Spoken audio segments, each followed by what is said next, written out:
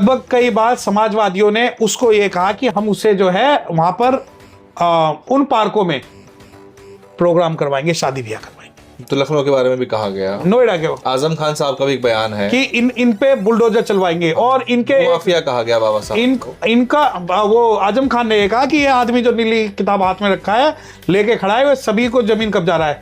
इन्हीं के ही एक व्यक्ति ने, समाजवादी पार्टी के नहीं, बहन जी की मूर्ति तोड़ी लखनऊ के अंदर, ठीक, कि आप में दम है तो एक पीसी या जो भी पीसी भी ना करे और कह दे जी मैं एक बयान ये देने वाला हूं कि बहन जी को गला घोट के मारना, जहां जगह आप, ये नहीं कहा उन्होंने गला घोट के मारना, उनका गला घोटने का समय आ गया। हाँ, जगह भी आपकी, समय भी आपका, लोग भी आपके। बॉलीवुड का डायलॉग है। हाँ, ना तो प्रोफेसर रतनलाल पूरे भारत के प्रोफेसर को रिप्रेजेंट कर रहे और ना ही बहुजन समाज को रिप्रेजेंट कर रहे, ठीक है, कि क्या उदित राज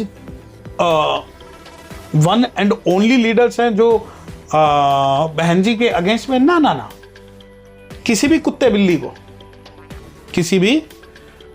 को अगर पॉपुलैरिटी चाहिए तो वो बहुजन समाज पार्टी की बहन कुमारी मायावती पे कमेंट कर देता है, क्योंकि उसे पता है कि इससे उसे पब्लिसिटी मिलेगी। कहा जी आप ये अमाउंट दोगे तो हम आपको बहन जी से मिलवाएंगे। अच्छा, टिकट की गारंटी थी उस पे या नहीं थी? नहीं, मेरा टिकट फाइनल था। टिकट फाइनल था, मिलने की बात थी। मेरा टिकट फाइनल था। उन्होंने कहा कि भाई आप ये अमाउंट दोगे, तो मैंने ये कहा कि भाई नहीं, जो ये XYZ अमाउंट की आप बात कर रहे हो, अगर मैं बहन जी से मिलूंगा तो डायरेक्ट उनके हाथ में दूंगा, आप मिलवाएं। मैं इसलिए उस सीट पे लड़ रहा था क्योंकि मुझे ऐसा लगता था कि हमें मजबूती से अपना जो लड़ाई लड़नी है, रिजल्ट चाहे कुछ भी हो। क्या अमाउंट था वैसे वो? नहीं, वो मैं डिस्क्लोज नहीं कर सकता, क्योंकि फिर भी कुछ अंदाजा रफली वो लाखों में था। अच्छा, लाखों में था। मैंने डिक्लाइन किया कि मैं, अगर ये अमाउंट देने की आप बात कर रहे हो, मतलब हैचबैक था या SUV था, कुछ तो बताओ। MPV।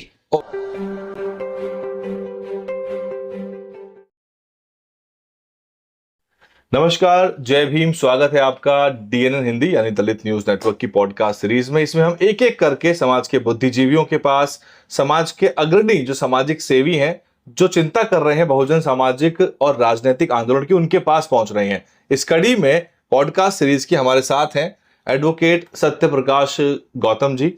परिचय उनका यह है कि पहले तो वो एडवोकेट है, दूसरे वो अम्बेडकरवादी हैं, तीसरे वो बहुत ही ताकतवर समाज सेवी। ताकतवर मैं इसलिए कह रहा हूं कि ना तो केवल उनकी आवाज बुलंद है, बल्कि उनकी दलीलें, उनके तर्क जो हैं वो देखने सुनने लायक है। अब 1 घंटे का समय आप निकाल लीजिए, चाय बना लीजिए, पॉपकॉर्न ले आइए, ध्यान से सुनिए। बहुत गंभीर चिंतन होने वाला है, क्योंकि चिंताएं बहुत बड़ी हो चुकी है हमारी। सर, सवाल जो है वो 27 की राजनीति जाएंगे, लेकिन शुरुआत थोड़ी पहले से करते हैं। आप अपने बारे में बताइए जनता को कि दिल्ली में आप कब आए, कब से आगमन हुआ, क्योंकि अमूमन हम मान के चलते हैं कि जो लोग यहाँ दिल्ली में हैं, दलित समाज के जाटो चमार, वो शायद दिल्ली के नहीं हैं। देखिए, सबसे पहले तो सभी दर्शकों को मेरा क्रांतिकारी जय भीम। दिल्ली में जहां तक आने की बात है, शायद हमारी 5 से 6 पुश्तें जो दिल्ली की, और दिल्ली में शायद हम जो ओरिजिन है हमारा सभी का, वो दिल्ली से रहा है। अब एक सवाल उठता है कि दिल्ली जो है 90% बाहर के लोगों की है और 10% ही दिल्ली के मूल निवासी। ऐसा मैं नहीं मानता। मैं ये मानता हूं कि दिल्ली के अंदर हमारे जो पुरखे रहे, वो दिल्ली जो है उन्हीं की जमीन पे बसी। चाहे वो बिहारी कॉलोनी हो, चाहे वो गोकलपुरी हो, चाहे वो नन नगरी हो, चाहे कदमपुरी, जोहरीपुरी, कहीं ना गौतमपुरी, बल्लूपुरा, दल्लूपुरा, ये जो जितनी भी जगह है वो सारी की सारी जो हमारे समाज के लोगों की है। और मेरे दादा यहीं के, मेरे पिताजी यहीं के, मैं यहीं पे पैदा हुआ। तो हम दिल्ली के एक छोटा सा गांव जिसका नाम गोंडा है, हम वहां से निकले हुए हैं जी। अब ये बताना इसलिए जरूरी है, क्या गोंडा? देखिए, गोंडा दिल्ली के अंदर शेड्यूल्ड कास्ट के, बेसिकली जो जाटव चमार है, उनके 200 गांव थे। अच्छा, ये शायद बहुत कम लोगों को पता है कि 200 गांव के अंदर, और चाहे वो साउथ से लेके दिल्ली तक, साउथ से लेके नॉर्थ तक और ईस्ट से वेस्ट तक, और इसके अंदर एक हमारा एक सामाजिक संरचना थी। शायद आपको पता हो कि पहले जो है पगड़ी चढ़ती थी, तो पगड़ी चढ़ने में 21 गांवों की या 51 गांवों के सेम समाज के लोग इकट्ठा होते थे, और चौधराहट की एक पगड़ी दी जाती थी कि भाई जो सभी गांवों के समाज को लीड करेगा, वो गांव चौधराहट का होगा। अब ये बात करनी इसलिए जरूरी है आपके इस पॉडकास्ट में, क्योंकि हमें अपना इतिहास नहीं पता है। सबको लगता है कि नहीं दिल्ली के अंदर तो शेड्यूल कास्ट कम्युनिटी का कोई अस्तित्व ही नहीं है, वो बाहर से आए तब बसे हैं। वो बाहर से आए तब बसे हैं। जबकि अगर मैं आपको आज एक वास्तविकता बताता हूं कि अगर दिल्ली के अंदर अगर हमारे लोगों की, शेड्यूल कास्ट लोगों की जमीनों पर कब्जा नहीं होता तो 90% जमीन आज भी, आप आर्काइव्स में जाके देख लीजिए, आज भी जो है शेड्यूल कास्ट के लोगों की। चलो एक सवाल है सर, इसी से कर देता हूँ कि हुआ क्या कि जमीनें गई कहाँ? क्योंकि जमीन तो थी, आरक्षण मिला, नौकरियां मिली, तो उसके बाद जमीनें कहाँ चली गई? जाट गुर्जर जो है दिल्ली में, वो भी बहुत सारे लोग तो बाहर से बसे, अन्य राज्यों से आए या ऐतिहासिक रूप से भी बाहर से आए, तो वो जमीन उनके पास ज्यादा है आज भी। देखिए, पहली बात, हम कब दिल्ली में जमीनों के मालिक थे और जमीन हमारे हाथ से क्यों गई? क्योंकि हमें यह बताया गया, हमारे पूर्वजों को यह बताया गया, जमीन जो है इन्वेस्टमेंट नहीं है, लाइबिलिटी है। और इस लाइबिलिटी को रख के आप क्या करोगे? तो मैं आपको चैलेंज करके एक बात बताना चाहता हूं कि हमारे अधिकतर जो जमीनें हैं, या तो वो दारू की एक बोतल में गई हैं या मिठाई के एक डब्बे में।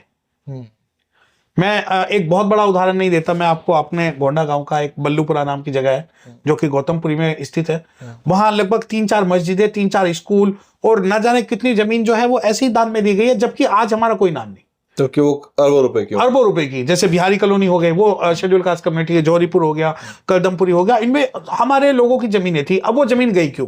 क्योंकि हमारे पुरखों को एक बात विश्वास में थी कि ठीक है, जैसे सामने वाले लोग कह रहे हैं वो हमारे भले के लिए कह रहे हैं, तो उन्हें लगता था जमीन लाइबिलिटी है, तो उन्होंने जमीन को रखना जो है, जमीन से ज्यादा उन्होंने प्रायोरिटी किसे दी कि हमारे बच्चे नौकरी में जाए। अब राजनीतिक जमीन भी जो है खिसक रही है क्या? नहीं, हम वर्तमान में आ जाए तो नहीं, पहले हम सांस्कृतिक बात करते हैं। जैसे दिल्ली की जमीनें गई, जो वास्तविक जमीन थी वो हमारी गई सिर्फ नौकरियों के लालच के चक्कर में जी।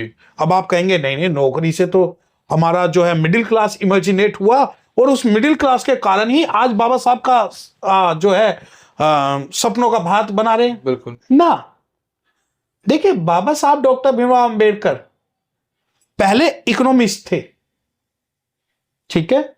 The problem of rupees, the theory of rupees, the concept of RBI and PhD in the economy, वो बाबा साहब इसलिए इकोनॉमी को हथियाने की बात करते थे क्योंकि उन्हें पता था कि इकोनॉमी से भी हम अपना डेवलपमेंट कर सकते हैं। परंतु हमने बाबा साहब को मिसअंडरस्टूड किया। हमने क्या कहा कि चाहे चपरासी लग जाए लेकिन लगना सरकारी नौकरी पे।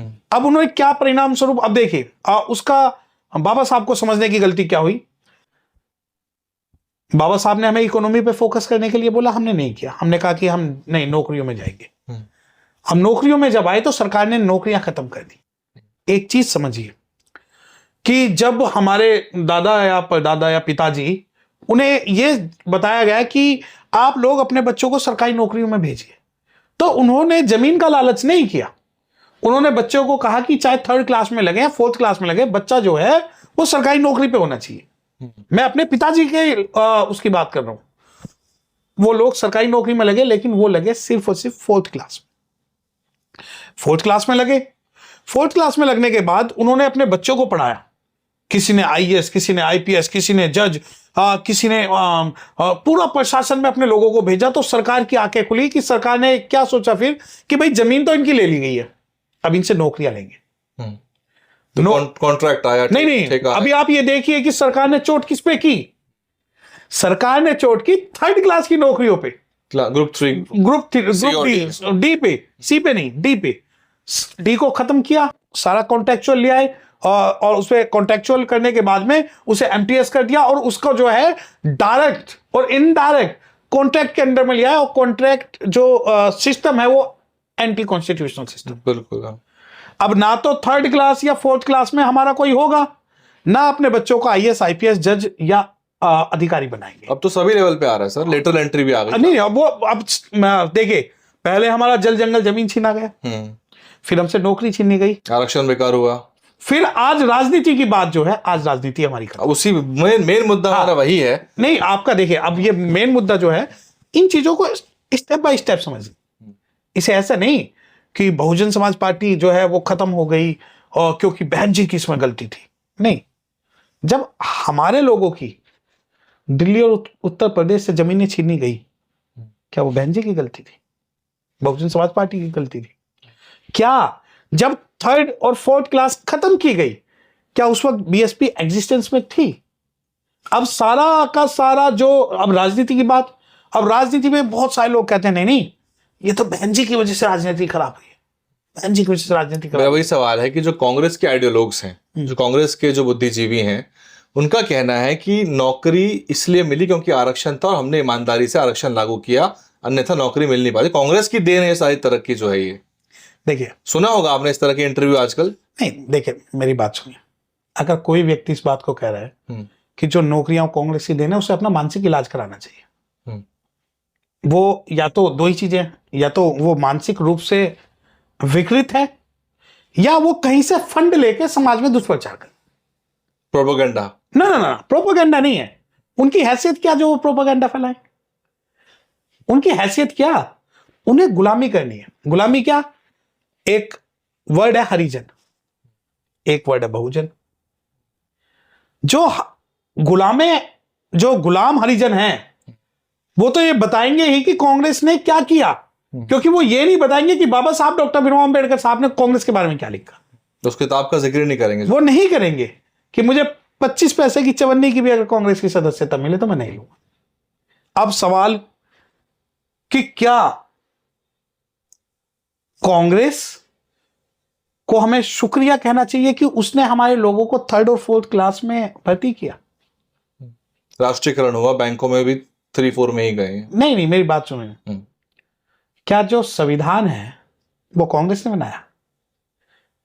क्या संविधान से बड़ी कांग्रेस है? या कांग्रेस और कॉन्स्टिट्यूट असेंबली में कोई डिफरेंस नहीं है? अब मैं ये जो बातें आपसे कह रहा हूं वो इस संविधान की जो बात कर रहे हैं, संविधान लेके घूम ही रहे हैं वो। नहीं, आज सारे नेता आज नहीं, अभी नहीं, अभी आज हम इसका बाद में बात करेंगे, पहले नौकरियों की बात करते हैं ना। हाँ। कि जो ये क्लेम कर रहे हैं कि नौकरियां जो हैं वो कांग्रेस ने दी। अच्छा, चपरासी कांग्रेस ने लगा दिए, सफाई कर्मचारी कांग्रेस ने लगा दिए। मैं दिल्ली की बात कर रहा हूं, मुझे बाहर का डाटा मेरे पास नहीं है, मैं दिल्ली की बात करता हूं। दिल्ली के अंदर अगर आप एमसीडी की बात करेंगे, दिल्ली की एमसीडी की बात करेंगे, तो वहां 95% जो लोग हैं वो शेड्यूल कास्ट कम्युनिटी से आते हैं। सब शेड्यूल कास्ट में से भी वाल्मीकि समाज। बिल्कुल ठीक ठीक है। जब से दिल्ली गवर्नमेंट बनी, नगर निगम बना, डीएमसी एक्ट आया, हाँ, तब से मैं बात कर रहा हूं। कांग्रेस जो है केंद्र में रही। क्या 95% अगर सफाई कर्मचारी वाल्मीकि कम्युनिटी के हैं, तो क्या 95% कमिश्नर भी एमसीडी के सफाई कर्मचारी से थे या हैं? अब ये बात मैंने क्यों उठाई? अब आ जाओ कांग्रेस का। कांग्रेस ने चपरासी तो हमारे लगा दिए 9-10% के आसपास। क्या कांग्रेस ने कोई चीफ सेक्रेटरी लगाया? वहां तो पहुंच ही नहीं पाते ना। नहीं, कौन पहुंचाएगा? पहुंच ही नहीं पाते। नहीं, जो क्योंकि उनकी जो अपार है, जो उनकी अप्रेजल रिपोर्ट है, वो तो खराब हो जाती है। नहीं, वो नहीं है, वो छोड़ दीजिए। आईएएस भर्ती तो होते ही है। नहीं, आप लेटरल एंट्री की बात क्यों नहीं करते? हाँ, लेटरल एंट्री से नहीं। ठीक है, उसमें तो एपीआर की बात नहीं है। आप, मैं कांग्रेस की बात कर रहा हूं। अभी सिर्फ हमारा जो प्रोग्रेटिव है ये समझने का है कि क्या कांग्रेस ने हमारे लिए बहुत कुछ किया। नहीं, जो आप बात कह रहे हैं मैं उसकी तस्दीक कर रहा हूं कि जब एंट्री लेवल पे आईएएस जब जाते हैं तो उनका जो पूरा आरक्षण का रेशियो है वो एससी एसटी ओबीसी का जो है उपलब्ध 27-15 पूरा है वो 22.5, लेकिन चीफ सेक्रेटरी लेवल जाते आते वो गायब हो जाते। नहीं, वो लोअर लेवल पे भी नहीं है, ना था ना है। आज तक भारत के इतिहास में कहीं पे भी 15% जो शेड्यूल कास्ट के लिए है और 7.5% जो शेड्यूल टाइप के लिए है, वो एमसीडी और सफाई कर्मचारी को छोड़ के कोई भी नौकरी जो फुलफिल नहीं पूरा नहीं होता वो। ठीक है, एंट्री लेवल की बात करते हैं। अब आ जाओ पॉलिसी मेकर की बात। अब जो इस बात की दुहाई देते हैं कि कांग्रेस नहीं होती तो हम नौकरियों में नहीं आते। क्या भारत कांग्रेस की प्राइवेट लिमिटेड फैक्ट्री है या कांग्रेस की प्राइवेट लिमिटेड कंपनी है? क्या भारत के अंदर कांग्रेस के अलावा अगर कोई दूसरी पार्टी होती तो क्या वो शेड्यूल कास्ट को नौकरी में आने से मना कर देती? आज देखिए, एक बात मैं खुल के एक बात कह रहा हूं, मैं बीजेपी का समर्थन नहीं कर रहा। बीजेपी आज कोई भी वैकेंसी निकाले, कोई भी XYZ, तो क्या वो ये डिक्लेयर कर देगी कि हम शेड्यूल कास्ट को इस वैकेंसी में नहीं लेंगे? इम्पॉसिबल है। अब हमारे लोगों के दिमाग में तो यह है कि कांग्रेस से बुरी जो भाजपा है, जब भाजपा ने ये काम नहीं किया तो आप ये उम्मीद कैसे कर रहे हो कांग्रेस भी करती? अब मैंने ये क्यों कहा, क्योंकि ना तो कांग्रेस ना भाजपा, यहां पर एक कॉन्स्टिट्यूशनल मैंडेट है। बिल्कुल। अब कॉन्स्टिट्यूशनल मैंडेट क्या है कि इन लोगों को एंट्री लेवल पर ही उलझाए रखो, अगर इन्होंने विद्रोह कर दिया तो हो सकता है हमारा ही अस्तित्व ना खत्म हो जाए। अब मैं कांग्रेस पे इसलिए आ रहा हूं, Edward Allen Hume who was the founder of the Congress 1885, उसके अंदर जो है why he establish Congress was establish as a safety valve only. ठीक है, अगर किसी ने नहीं पढ़ी तो वो सेफ्टी वॉल्व थ्योरी है ना, सेफ्टी वॉल्व थ्योरी है कि अगर भारत में कभी विद्रोह होगा तो कांग्रेस ही वो ऑर्गेनाइजेशन होगा जो हम लोगों को बचाने का काम करेगी और यहां से हमें जो संपदा है वो बाहर ले जाने का काम करेगी। रिजल्टमेंट है उससे चैनलाइज करके उसको शांत कर। अब आ जाओ 1947 की बाद की कहानी। उन्हें पता था कि अगर हम इन लोगों को 3rd या 4th क्लास में नहीं लाएंगे तो सेफ्टी वॉल थ्योरी के हिसाब से ये लोग विद्रोह कर सकते हैं और हमें भागना पड़ सकता है। इसलिए इन लोगों का अगर विद्रोह ना हो, जो कि कॉन्स्टिट्यूशनल मैंडेट है, कॉन्स्टिट्यूशनल रिक्वायरमेंट है, हम लोगों को इन्हें उलझाए रखना है 3rd और 4th क्लास में। पॉलिसी मेकर में आप एक बात बताएं, भारत के अंदर कॉलेजियम सिस्टम कौन लाया? कांग्रेस लाई। उस कॉलेजियम सिस्टम में आज तक केजी बालाकृष्णन साहब को छोड़कर कितने लोग जो है चीफ जस्टिस ऑफ इंडिया बने? लेकिन मैं आपको रोक रहा हूं, इसी सारी कवायद में, ठीक है ये बात सही है, कांग्रेस का बड़ा कार्यकाल रहा, लेकिन अभी जो राजनीति है वो बीजेपी को हराने की राजनीति बनी हुई है कि बीजेपी को हराना है। एक सवाल सुन लीजिए, उसमें मुसलमान भी फंस गया है, अब दलित भी फंसता चला जा रहा है। नहीं, मेरी बात सुनिए, बीजेपी को हराना है तो यूपी में जो इंडिया गठबंधन के साथ आना पड़ेगा, जो साथ नहीं आएगा वो बीजेपी के साथ है। आप स्टेप बाय स्टेप इस पर बात करिए। अगर आप मुझसे व्यक्तिगत तौर पे मेरी आइडियोलॉजिकली और हिस्टोरिकली में मुझसे बात कर रहे हैं, ना तो मुझे कांग्रेस को हराना, ना मुझे भाजपा को हराना। और मैं खुल के कह रहा हूं आपके चैनल के माध्यम से, मैं कोई भारत का मुसलमान नहीं हूं। मैं भारत का मुसलमान नहीं हूं जो भाजपा को हराने के लिए कांग्रेस को जिताता रहे। मैं बाबा साहब डॉक्टर भीमराव अंबेडकर साहब का सिपाही हूं जो कांग्रेस और भाजपा दोनों को हराने के लिए बहुजन समाज की सरकार बनाने के लिए प्रयत्नशील है। मेरे लिए आप खेमा तय मत करिए कि बीजेपी आएगी तो कांग्रेस बचाएगी, कांग्रेस आएगी तो बीजेपी बचाएगी। मुझे एक बात बताएं, पर मीडिया के इस्तेमाल से जो पूरा खेल रचा जा रहा है उसमें यही निकल के आ रहा है परसेप्शन कि अगर बीजेपी को हराने के साथ नहीं आए तो आप खिलाफ हैं, आप उस कवायद के खिलाफ खड़े हुए हैं। मेरी बात सुनिए, उसका नुकसान हुआ है लेकिन आंकड़ों के हिसाब से नहीं, अभी मैं बिल्कुल आपकी बात का जवाब दूंगा। नुकसान और सफलता की जहां तक बात है, मैं आपको एक बात बताऊं, मेरी जो एक मेमोरी है, अगर आप मुझसे बात कर रहे हो तो मैं कोई शॉर्ट टर्म मेमोरी लॉस वाला एक अनपढ़ व्यक्ति नहीं हूं जिसे राजनीति, इतिहास और भविष्य ना पता। ठीक है,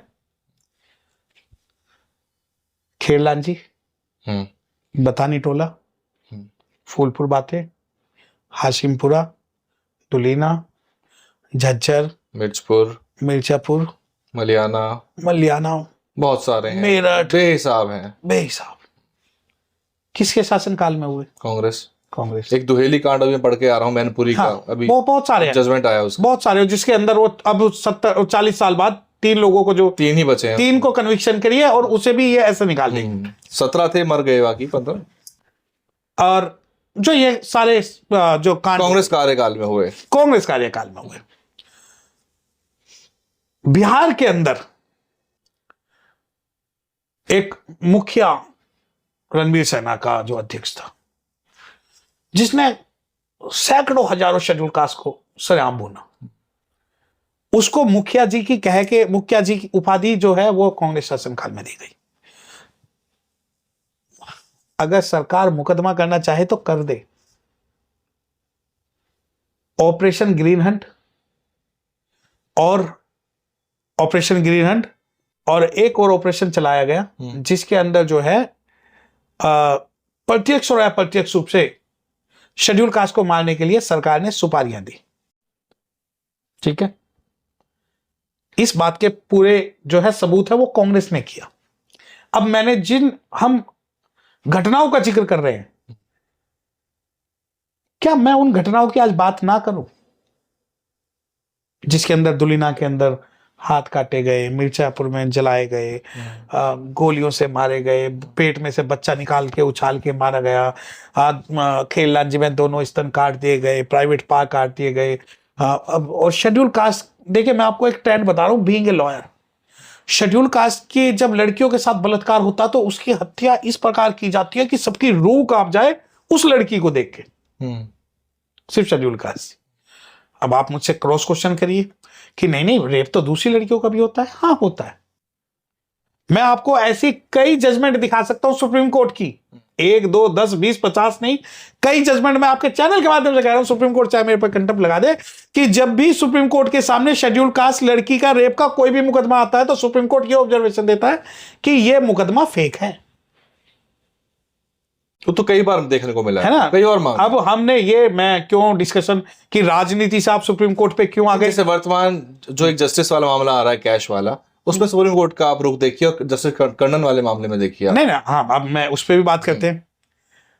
देखिए भारत के अंदर पहले मैं उस बात को मैं खत्म करता हूं कि जो कांग्रेस ने किया मैं उसे नहीं भूल सकता। कांग्रेस ने जो हमारे लोगों को मारा मैं उसे नहीं भूल सकता। और कांग्रेस और बीजेपी, देखिए फिर बैक टू द टॉपिक कि भारत के मुसलमानों के लिए नैरेटिव तय करिए कि भाजपा को हराने के लिए कांग्रेस जिताना है, भारत के शेड्यूल कास्ट के लिए नहीं।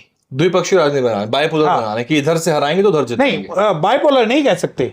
इसे बोल सकते हैं हिंदी में नूरा कुश्ती।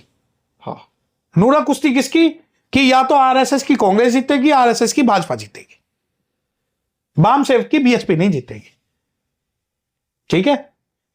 अब आप ये कह दे कि नहीं नहीं यार कांग्रेस तो बहुत प्रोग्रेसिव पार्टी है, कि कांग्रेस ने तो क्लेम ही कर रही है नौकरियां दी, कास्ट सेंसस की बात, सामाजिक न्याय, अच्छा अब संविधान, ये सब हो ही रहा है। नहीं हाँ आजकल आ रहा है कि भाई कास्ट सेंसस भी होनी चाहिए, सामाजिक न्याय भी होना चाहिए। मेरा सवाल है लार्जर क्वेश्चन, क्योंकि हम बहुत ज्यादा डाइग्रेस नहीं कर सकते, क्या दलितों की राजनीति खत्म करने का षड्यंत्र हो रहा है? हाँ देखिए राजनीति क्या है, सबसे पहले आप इस बात नहीं फिलोसफिकल लेवल पे नहीं जाएंगे सर। अब आप मुझे दो टूक बताइए कि क्या हो रहा है, कौन कर रहा है, समाधान क्या है? बिल्कुल, अब मैं इसका एक जवाब दे देता हूं। सबसे पहले राजनीति क्या है? राजनीति बाबा साहब के हिसाब से इज ए मास्टर की which can open the door of progress. ठीक है।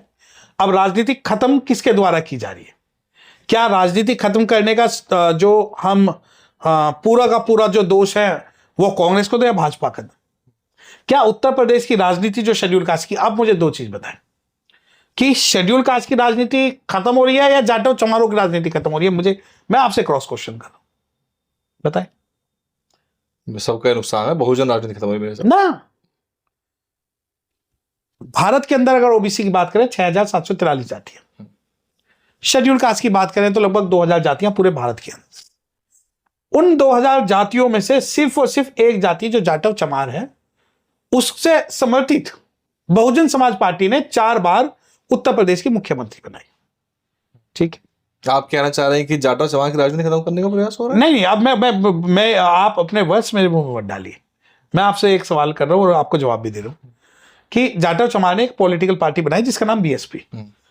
क्या हो अगर जाटव चमार की बीएसपी हो जाए, वाल्मीकि समाज की दूसरी पार्टी हो जाए, खटीक समाज की तीसरी पार्टी हो जाए, धोबी समाज की चौथी पार्टी हो जाए, चंडाल समाज की 5वीं पार्टी हो जाए, गोंड, संताल, मीना, जितनी भी जातियां हैं सबकी पार्टी, उनकी सबकी एक राष्ट्रीय पार्टी बनकर वो भारत में राज करेंगी? तो क्या राज होगा कि सिर्फ एससी और एसटी और ओबीसी की जो है पॉलिटिकल पार्टी बनेंगी? क्या आज भारत के अंदर, अब सिनेरियो की बात करते हैं, जो ब्रॉडर सिनेरियो की आप बात करते हैं, ठीक है बहुत सारी कमियां हैं बहुजन समाज पार्टी में, आप मुझसे कह दिए वो छोड़ देते हैं, हम उस पर बात करना बंद कर दिया। नहीं मैं उसकी बात कर रहा हूं कि नहीं बहन जी घर से नहीं निकलती, मान ली ये बात, नहीं ठीक है। बहुजन समाज पार्टी जो है सड़कों पर नहीं आती, बिल्कुल ठीक आ रही है सर, कौन कह रहे हैं? नहीं काफी आ रही है। बहुत सारे लोग कहते हैं कि नहीं ये तो खत्म हो गए, इनका तो एक सांसद है, एक विधायक, ठीक है खत्म कर दो। ठीक है। क्या भारत की कोई, मैंने क्या कहा, जो गैर जाटव चमार जातियां हैं, मेरा मन तो यह है कि पक्ष में वो रहे, विपक्ष में हम रहे, जिस प्रकार कांग्रेस और भाजपा करती है। जब जनता दल खत्म हो गई थी तो जनता दल को जीवित करने का काम जो है वो कांग्रेस ने किया। इंदिरा गांधी ने किया, और अपने 2 सांसदों से सीट खाली करवा के अटल बिहारी वाजपेयी और दूसरे जो सांसद है उन्हें पार्लियामेंट में भेजा गया। तो ये काम अगर कोई शेड्यूल कास्ट की 2 जातियां कर रही है तो मुझे तब राजनीतिक रूप से सफलता मिलेगी। आज क्या है कि ये क्या सारा प्रोपेगेंडा बहुजन समाज पार्टी को खत्म करने के लिए? ना ना ना। देखिए एक बात बिल्कुल क्लियर कि जलते घर को देखने वाले फूस का छप्पर आपका है, कि जलते घर को देखने वाले फूस का छप्पर आपका है, उसके पीछे तेज हवाएं आगे मुकद्दर आपका है, और तेरे कत्ल पे मैं भी चुप था, मेरा नंबर अब आया, और मेरे कत्ल पे तू भी चुप है, अगला नंबर आपका है। अगर बहुजन समाज पार्टी खत्म होगी तो भारत के अंदर भविष्य के अंदर जो भी राजनीतिक पार्टी शेड्यूल कास्ट कम्युनिटी को रिप्रेजेंट करेंगी वो सारी जो है पैदा भी नहीं होगी। ब्रॉडर पर्सपेक्टिव जो लार्जर नुकसान होगा, जो लार्जर नुकसान होगा, उसमें कोई माला, कोई वाल्मीकि, वो कोई मलिगा, कोई इनकी वो नहीं है आज कम से कम। लेकिन सर प्रोफेसर रतन लाल जी, आप भली भांति जानते होंगे उनको। ये कौन है? प्रोफेसर रतन लाल जी ने एक पॉडकास्ट में काफी कुछ काशीराम साहब के बारे में बातें कही हैं। वो बहुजन जो पूरा कंसेप्ट है उसको भी वो क्वेश्चन कर रहे हैं कि ये जो कॉन्सेप्ट ही जो है ये इसका डॉक्टर अंबेडकर से कोई कनेक्शन नहीं था, और एक तरह से जो पूरी काशीराम साहब की आइडियोलॉजी है it's a deviation from Ambedkar साहब आइडियोलॉजी। देखिए मुझे और हुक्मरान बनने की जो बात है, जो आप पीएम बनाने की जो बात है, वो तो मजाक बना रहे हैं कि चढ़ जाइए गुंबद पे, चढ़ जाइए आप लाल किले की या पार्लियामेंट की, बन जाइए हुक्मरान। देखिए इस बारे में ना तो मैं किसी जिसका भी नाम ले रहा हूँ मैं नहीं जानता कौन है, ठीक है, पब्लिक डोमेन में है अवेलेबल। अच्छा वो देखिए मेरी बात सुनो। आपने तो उनके केस में इन्वॉल्व थे, वो बताइए क्या हुआ था उस दौरान। आप तो अच्छा वो जिन्होंने जो देवी देवता पे अभद्र टिप्पणी कहीं भी नहीं जानते हैं या फिर? नहीं, मुझे अब रिकॉल हुआ ना, क्योंकि मुझे ऐसा लगता है कि कोई भी प्रोफेसर जो समाज में वो एक ऐसा मैसेज देगा जिससे सोसाइटी एट लार्ज का भला हो। कोई पेड़ अगर कोई स्टेटमेंट दे रहा है, और जहां तक केस की बात कर रहे हो, हाँ I was council there. You are one of the council, you are one of the many. No, I was one of the council there. Okay, and some person were trying to beat him, and I say me and my team save him. मतलब आपने out of the court भी उनको बचाया। Yes.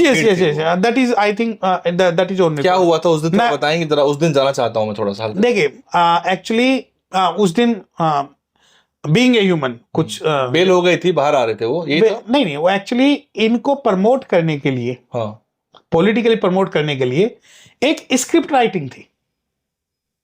वो जो बयान आया उसको, हाँ बयान आया, वो थाने गए, फिर कोर्ट में गए, कोर्ट में इन्हें मारने के लिए लोग आए ताकि इन्हें सिंपैथी मिल जाए और ये राज्यसभा चले जाए किसी भी पॉलिटिकल पार्टी से, क्योंकि ये बार्गेनिंग लेवल पे थे।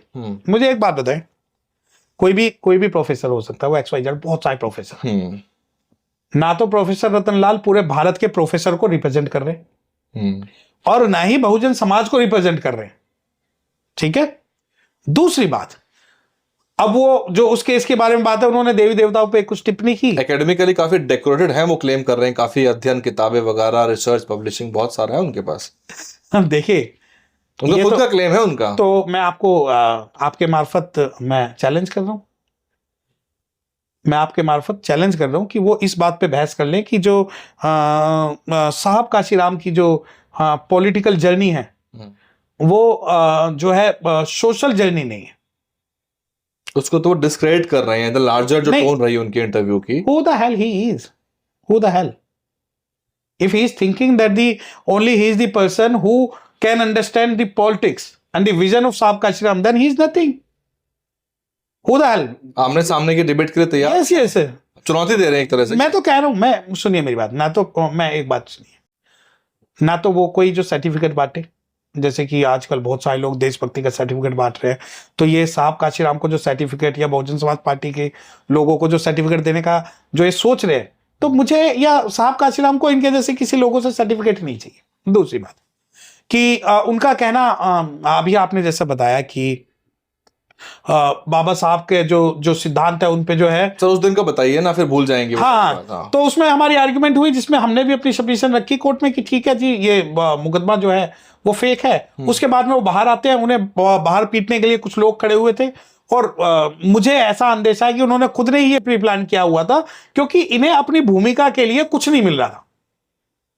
तो सोशल लोगों को, सोशल सिंपैथी पाने के लिए, पॉलिटिकल गेन पाने के लिए, वो सारा एक स्क्रिप्ट राइटिंग थी कि मैं ऐसे लिखूंगा, मेरे साथ ऐसा होगा। और मुझे, क्योंकि उससे पहले कौन जानता था, उससे पहले कौन जानता था, हम थे वहां पर। और देखिए, मैं आज भी आपको एक बात कह रहा हूं, मेरे समाज का चाहे कोई प्रोफेसर हो, चाहे डॉक्टर हो, चाहे एडवोकेट हो, चाहे सोशल एक्टिविस्ट हो, या XYZ कोई भी हो, जिसे समाज में एडवोकेट्स की और लीगल हेल्प की जरूरत होगी, हम बिना किसी डिस्क्रिमिनेशन की उससे मदद करेंगे। When I was there, I was not aware about his political identity or political thoughts. आपने मदद किया, आपने Yes. चार्ज किया, आपने प्रो बोनो किया? Yes. It was the pro bono. अच्छा, It was my duty to protect him, not only him, two others also. सामाजिक Yes. Obligation है आप। Because I was thinking that he is the person, if anybody will beat him, then a message would be go in the society that yes, we beaten a professor inside the court. And that would be demotivated to all the professors of तो आप across तो पूरा India. एकदम घेरा बना के आपके जो पूरी टीम है Yes, लेकर yes. आए थे, हमने Yes. देखे ना वो तस्वीरें। Yes, we were there. So, okay. And that, I am telling you one thing more. Yes, it is also correct that we were there pro bono. अच्छा, Okay. you didn't charge anything? No, nothing. Because now, because we went, Hindi में ही रखेंगे। क्योंकि अब जो है हम ऐसा नहीं है कि इनके लिए गए। मैं एक थोड़ा सा बता दूं, जब राजेंद्र पाल गौतम जी को थाने ले जाएगा तब भी हम वहां थे, ठीक है। जनरल वीके सिंह ने जब कुत्ता कहा तो हमने उनका आज भी वो मुकदमा चल रहा है। DSSB में जब चमार और चूड़ा शब्द का जो है क्वेश्चन पेपर में वो हमने किया। रामदेव के खिलाफ हमने मुकदमा कराया, बबीता के खिलाफ हमने कराया, SC/ST एक्ट के बहुत सारे जो केसेस है वो प्रो बोनो, चाहे अलवर हो, थानागाजी हो, दिल्ली हो, रेप केस हो, तो बहुत सारे। मानना पड़ेगा, मतलब दाद देनी चाहिए कि आगे ही रहते हैं आप जो मोर्चा जहां। नहीं देखिए, ना वो मैं इस बात से डिसएग्री करता हूं। देखिए, सॉरी, मुझे ऑन एयर मैं कह रहा हूं, मुझे कोई क्रेडिट नहीं चाहिए। क्रेडिट की बात नहीं, मतलब समाज तो देख ही रहा है ना, अगर एक मजबूत वकील है हमारे समाज का जो बिल्कुल सीना ठोक के अम्बेडकर वादी है। नहीं देखिए, मैं बिल्कुल आपसे मैं बिल्कुल क्लियर कहना चाहता हूं, बाबा साहब को मानने वाले को, हर आदमी को पे बैक टू दी सोसाइटी, बहुत अच्छी बात, याद रखना चाहिए। सही बात। अकेला सत्यप्रकाश गौतम कुछ भी नहीं है। दिल्ली के अंदर इस वक्त 15,000 शेड्यूल कास्ट एडवोकेट है। पूरे भारत में हमारे पास लाखों शेड्यूल कास्ट एडवोकेट है। यकीन मानिए, इररिस्पेक्टिव ऑफ एनी आइडियोलॉजी, अगर सारे एडवोकेट्स समाज में अत्याचार के खिलाफ खड़े हो जाए ना, हमारे समाज के ऊपर कोई भी नजर उठा के मिलके नहीं काम करते। हाँ, ये बात क्या है? नहीं, DBC का चुनाव देख लीजिए आप। हाँ, जो BCD का चुनाव है वो एक अलग, देखिए, लेकिन मैं आपको बता रहा हूं कि मेरी टीम कुछ नहीं है। मेरे साथ अगर 20, 25, 50 एडवोकेट हैं तो मेरे एडवोकेट नहीं है वो, ना वो मेरी टीम के एडवोकेट है, ना मेरे वो परिवार के एडवोकेट है, वो सारे एडवोकेट है बाबा साहब डॉक्टर अम्बेडकर। और ऐसा नहीं है कि वो मेरे साथ है, बल्कि मैं सबके साथ। तो उस दिन कुछ बातचीत हुई थी आपकी? नहीं, कोई ऐसा इंटरेक्शन हुआ? ना, ऐसा कोई धन्यवाद दिया उन्होंने, ऐसा? I am not aware. कभी फोन आया हो बाद में या कुछ? नहीं, उसके बाद कोई बात नहीं हुई, क्योंकि उस दिन हमारा जो प्रोग्रेटिव था, क्योंकि हमें पता था 30 हजारी में एक जो अटैक हो सकता है। हमें देखिए, हमें सबको बचाना है। हमें उनको इसलिए बचाना है कि अगर 30 हजारी में उस दिन पे हमला होता है या उनका साथ कुछ भी होता, तो हमारे जितने भी भारत के प्रोफेसर हैं वो मुंह नहीं खोलते। अब मैं आज की बात कर रहा हूं, अगर आज आइडियोलॉजिकली बात कर ले, उन्हें कोई भी ले जाए, मैं कोई भी खड़ा नहीं होगा, क्योंकि उस वक्त हमें ये इनकी जो क्लियर जो है, जो इंटेंशन है, कनेक्शन है, जो इनके कनेक्शन है, आपको उसका आभास नहीं था? नहीं, उस वक्त नहीं था, क्योंकि हम तो हमें लगा कि ठीक है, एक प्रोफेसर है जिसके बारे में ऐसी चीजें हुई, और जब तक हम जिंदा हैं दिल्ली में। डॉक्टर उदित राज साहब कहते हैं कि बहन जी के गला घोटने का वक्त आ चुका है। हालांकि वैसे तो मैं कह, बहुत ट्रिवियल चीजें हैं, I do not wish to mention them, क्योंकि क्यों भाव बढ़ाया जाए, लेकिन फिर भी समाज जानना चाहता है, जो पीपल एट लार्ज, जो फॉलोवर हैं बहन जी को मानने वाले, श्री राम साहब के जो अनुयायी हैं, उनको बहुत दुख हुआ, वो आहत हुए इस तरह की। ना देखिए, मैं पहले भी आपको एक बात कह चुका हूं, और सुन लीजिए ये बात, कि बहन जी को गला घोट के मारना, एक उसने स्टेटमेंट दिया। मैंने भी अपनी वीडियो में ये कहा कि हम आपको चैलेंज कर रहे हैं, उदित राज को, कि आप सिर्फ एक PC करके दिखा दो दिल्ली में, जिसमें आप बहन जी को गाली या धमकी दोगे। लखनऊ में तो हुई थी, लखनऊ में हुई थी। उसके बाद मैंने कहा, सुप्रीम कोर्ट में शायद वो इंटरव्यू हुआ था, और आज आपके चैनल के माध्यम से फिर दोबारा कह रहा हूं कि आप में दम है तो एक PC, या जो भी PC भी ना करे, और कह दे जी मैं एक बयान ये देने वाला हूं कि बहन जी को गला घोट के मारना, जहां जगह आप, ये नहीं कहा उन्होंने गला घोट के मारना, उनका गला घोटने का समय आ गया। हाँ, जगह भी आपकी, समय भी आपका, लोग भी आपके। बॉलीवुड का डायलॉग है ये। हाँ नहीं, वो बिल्कुल वो हमने दे दिया, क्योंकि जब बाबा साहब के जो बच्चे हैं उनके ऊपर ही फिल्में बनती है और बनेंगी आगे। आजकल जो है साउथ में सिर्फ बाबा साहब और उनके बच्चों के ऊपर फिल्में बन रही है, वो नहीं बनेंगी। बिल्कुल। मारने की बात देखिए, वो थोड़ा सा मुझे ऐसा लगता है कि जो उदित राज जी, उन्हें जो मंच है वो अम्बेडकराइट, बुद्धिस्ट, जाटव लोगों का चाहिए, ठीक है। उन्हें जो लोग हैं वो अम्बेडकराइट, बुद्धिस्ट और जाटव चाहिए। उन्हें जो राजनीति करनी है वो अम्बेडकराइट, बुद्धिस्ट और जाटव की करनी है। वो बयान के पीछे क्या मंशा समझिए। वो ये नहीं कहना चाहते थे कि बहन जी का गला घोटने का समय आ गया, या किसी उसकी इंटेंशन हम आज जो है डिस्क्राइब नहीं कर सकते कि वेदर इट वाज पॉजिटिव और नेगेटिव। उनकी मंशा ये थी कि कोई उन्हें पीट दे, ठीक है, दिल्ली में पीट दे, उत्तर प्रदेश में पीट दे, तो उन्हें सिंपैथी मिल जाएगी। सिंपैथी मिलने पे उनका थोड़ा सा मोल भाव हाई हो जाएगा। ये उनका प्लॉय है उनका हाँ, only for the gaining sympathy from the society he has given this statement. Because आपके चैनल के माध्यम से कह रहा हूं, ये वीडियो अगर वो देखे तो बता देना, जब इन्होंने SC/ST कन्फेडरेशन बनाई उसे लूट के भग गए। ठीक आपके पास कोई डेटा है? आप तो वकील हैं, हाँ, देंगे होंगे तो। नहीं, आप ये जब हमें नोटिस देंगे डिफामेशन का, तब हम कोर्ट में जवाब देंगे इस बारे में। उसके बाद में ये भाजपा में गए, सांसद बने। उसके बाद वहां से दुत्कार के फिर कांग्रेस में गए। अब इन्हें लग रहा है कि कांग्रेस में भी इनकी दाल नहीं गलने वाली, तो इन्होंने PDA बना दिया। अब PDA में भी कुछ नहीं हो रहा था, तो अब बहन जी के पीछे पड़ जाओ। अब सवाल यह है कि क्या Udit Raj one and only leaders हैं जो बहन जी के अगेंस्ट में? ना ना ना, किसी भी कुत्ते बिल्ली को अगर पॉपुलैरिटी चाहिए तो वो बहुजन समाज पार्टी की बहन कुमारी मायावती पे कमेंट कर देता है, क्योंकि उसे पता है कि इससे उसे पब्लिसिटी मिलेगी।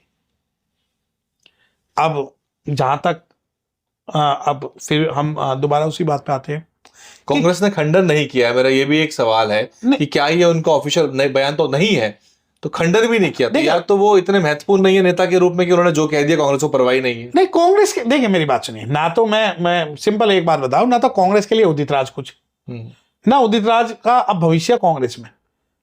अब उन्हें पता है कि वो लोकसभा का जब चुनाव होगा तो इन्हें हो सकता है काउंसलर की टिकट ना मिले। 27 में क्या पता क्या समीकरण बन जाए, बसपा कांग्रेस साथ आए या सपा साथ आए, कुछ कहा नहीं जा सकता ना आज की तारीख में। तो ऐसे में कांग्रेस खंडन नहीं कर लेती तो कम से कम। ना कांग्रेस खंडन क्यों नहीं करती? देखिए, कांग्रेस जो करती है उसका ये बहुत बढ़िया बात है, वो खुल के खेलती है कांग्रेस। खुल के क्या,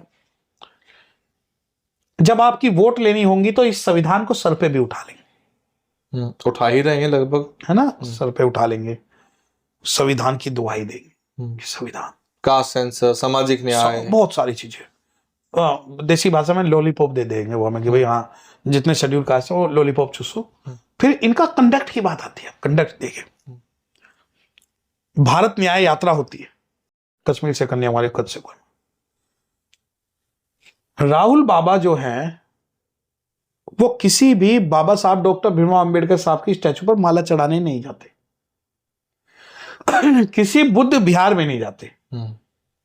उसके बाद भारत जोड़ो यात्रा होती है, भारत न्याय यात्रा, सॉरी, उसके अंदर भी पूरे उत्तर प्रदेश में किसी भी बाबा साहब की स्टैचू पर उन्होंने माला नहीं चढ़ाई, जबकि वहां तो हर चौक पे है। हाँ, ना कभी उन्हें बुद्धिस्ट लोग नजर आए, क्योंकि उन्हें पता है कि इन्हें रेस्पेक्ट नहीं देनी। ठीक है, क्योंकि अब सुनिए ना, कांग्रेस, ये मैंने क्यों कहा, कांग्रेस ही वो पार्टी है जिसने ना तो साहब काशीराम को भारत रत्न दिया, न ही बाबा साहब डॉक्टर भीमराव अंबेडकर साहब को भारत रत्न दिया, ना ही बाबू जगजीवन राम को इन्होंने प्रधानमंत्री बनने दिया, ना ही चौधरी प्रेम सिंह को दिल्ली का मुख्यमंत्री बनने दिया, ना ही प्रमोशन रिजर्वेशन ये लाने दिया। बहन जी के खिलाफ इन्होंने मुकदमे चलवाए। अब जो है, अब आप मुझसे क्रॉस क्वेश्चन ये करिए, नहीं जो इन्होंने किया, इनके पुरखों ने किया, राहुल तो ठीक है, हम तो नहीं कहते ये, नहीं, लेकिन जो कांग्रेस के आइडियोलॉग्स हैं उनका तो यही क्लेम है। नहीं, अब आप बताएं ना, मेरा राय नहीं है। अब तो जो है संविधान को सर पे लेके चल रहे हैं। संविधान पूजने की चीज है, इनका बस चलेगा तो संविधान के मंदिर बनवा देंगे। टोकनिज्म बेसिकली जो हाँ। रिसर्च की भाषा में कहें, हाँ। टोकनिज्म पे उतर आए हैं। हाँ कि नहीं, अब इसमें इनका कंडक्ट देखिए ना, अब मैं कंडक्ट की बात करता हूं। अब लोकसभा के चुनाव हुए 2024 में, लोकसभा शुरू हुई। लोकसभा में जो है अब विपक्ष के नेता के तौर पे एक नाम प्रपोज किया गया, के सुरेश। के सुरेश कौन? शेड्यूल कास्ट कम्युनिटी से जो है वरिष्ठ एक नेता पार्लियामेंट के। लोगों ने कहा कि भाई जो विपक्ष में पहले खड़गे साहब की बात करते, चुनाव जीतने का जो भी श्रेय गया वो गया राहुल गांधी, सोनिया गांधी। केवल चुनाव जीतने के बाद में एक पोर्ट्रेट आती है जिसके अंदर सोनिया गांधी खड़ी है, राहुल गांधी खड़े हैं, ना वहां बाबा साहब की तस्वीर है, ना ही खड़गे साहब। खड़गे साहब वो जो हनुमान थे उनके लिए। हमारे लोग बहुत मानते हैं कि भाई खड़गे साहब जो है भविष्य के पीएम बनेंगे, तो इसलिए कांग्रेस को सपोर्ट करना चाहिए। तो चुनाव के बाद में जो कि इनकी मैक्सिमम सीट्स थी 99, वो बहुत ज्यादा एक्सपेक्टेड, क्योंकि खड़गे साहब और शेड्यूल कास्ट कम्युनिटी ने उन्हें कहा। उसके बाद में सबको पहले साइडलाइन किया जाता, के सुरेश को स्पीकर बनाने की बात आती है, वो सॉरी विपक्ष का नेता बनाने की बात आती है। और यकीन मानिए ये प्रपोजल जो विड्रॉ किया गया वो कांग्रेस के द्वारा विड्रॉ किया गया। और इसे विड्रॉ करने में समाजवादी पार्टी ने कहा कि अगर के सुरेश को आप जो है विपक्ष का नेता बनाओगे कांग्रेस का, तो हम आपके साथ नहीं रहेंगे। ठीक है, ये गूगल पे सर्च कर दो या पार्लियामेंट में। दूसरा, बाबा साहब डॉक्टर भीमराव अंबेडकर की स्टैचू चुनाव के रिजल्ट से एक दिन पहले निकाल वो पार्लियामेंट से हटा दी जाती है, मूव कर दी गई है। मूव कर दी। अब उसे दूसरी जगह रख दिया गया। क्या कांग्रेस के राहुल गांधी ने इस बारे में एक भी स्टेटमेंट दिया कि बाबा साहब की स्टैचू पार्लियामेंट के अंदर लगेगी? अब मुझसे आप सवाल करिए कि आपके लिए मूर्ति इतनी इंपॉर्टेंट क्यों हो गई बाबा साहब की? वो तो है ही क्या, पूरे समाज के लिए, पूरे नहीं अम्बेडकरवादियों के लिए। नहीं ना, वो हरिजनों के लिए नहीं है ना। हरिजन तो क्रॉस क्वेश्चन करते हैं। हरिजन वो जो कि they have full faith in the Rahul and Congress. Okay, अब हरिजन लोग सवाल करते हैं कि नहीं नहीं, मूर्तियां तो और भी हटी हैं, महात्मा गांधी जी की मूर्ति हटी है और बाबा साहब की हटा दी, तो कोई वो सिक्योरिटी पर्पज से जो है वो हटा दी गई।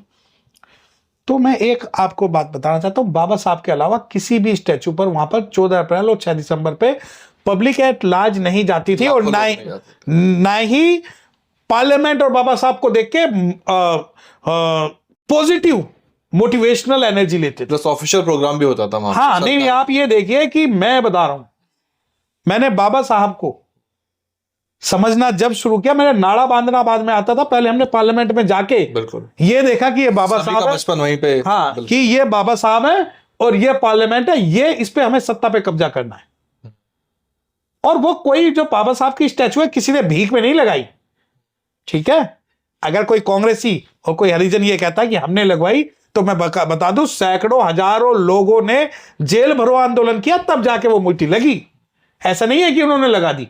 और जब लगने के बाद से दिल्ली और एनसीआर के लगभग, मुझे एक बात मैं खुल के कह रहा हूं, दिल्ली का कोई ऐसा अम्बेडकराइट बता दो जो पार्लियामेंट में बाबा साहब डॉक्टर भीमराव अंबेडकर साहब की स्टैचू पे माला चढ़ाने 14 अप्रैल पे ना गए। एक बता दो। मुझसे आप बात करो, ना तो मेरा त्योहार होली, ना मेरा त्योहार दिवाली, ना मेरा त्योहार रक्षाबंधन।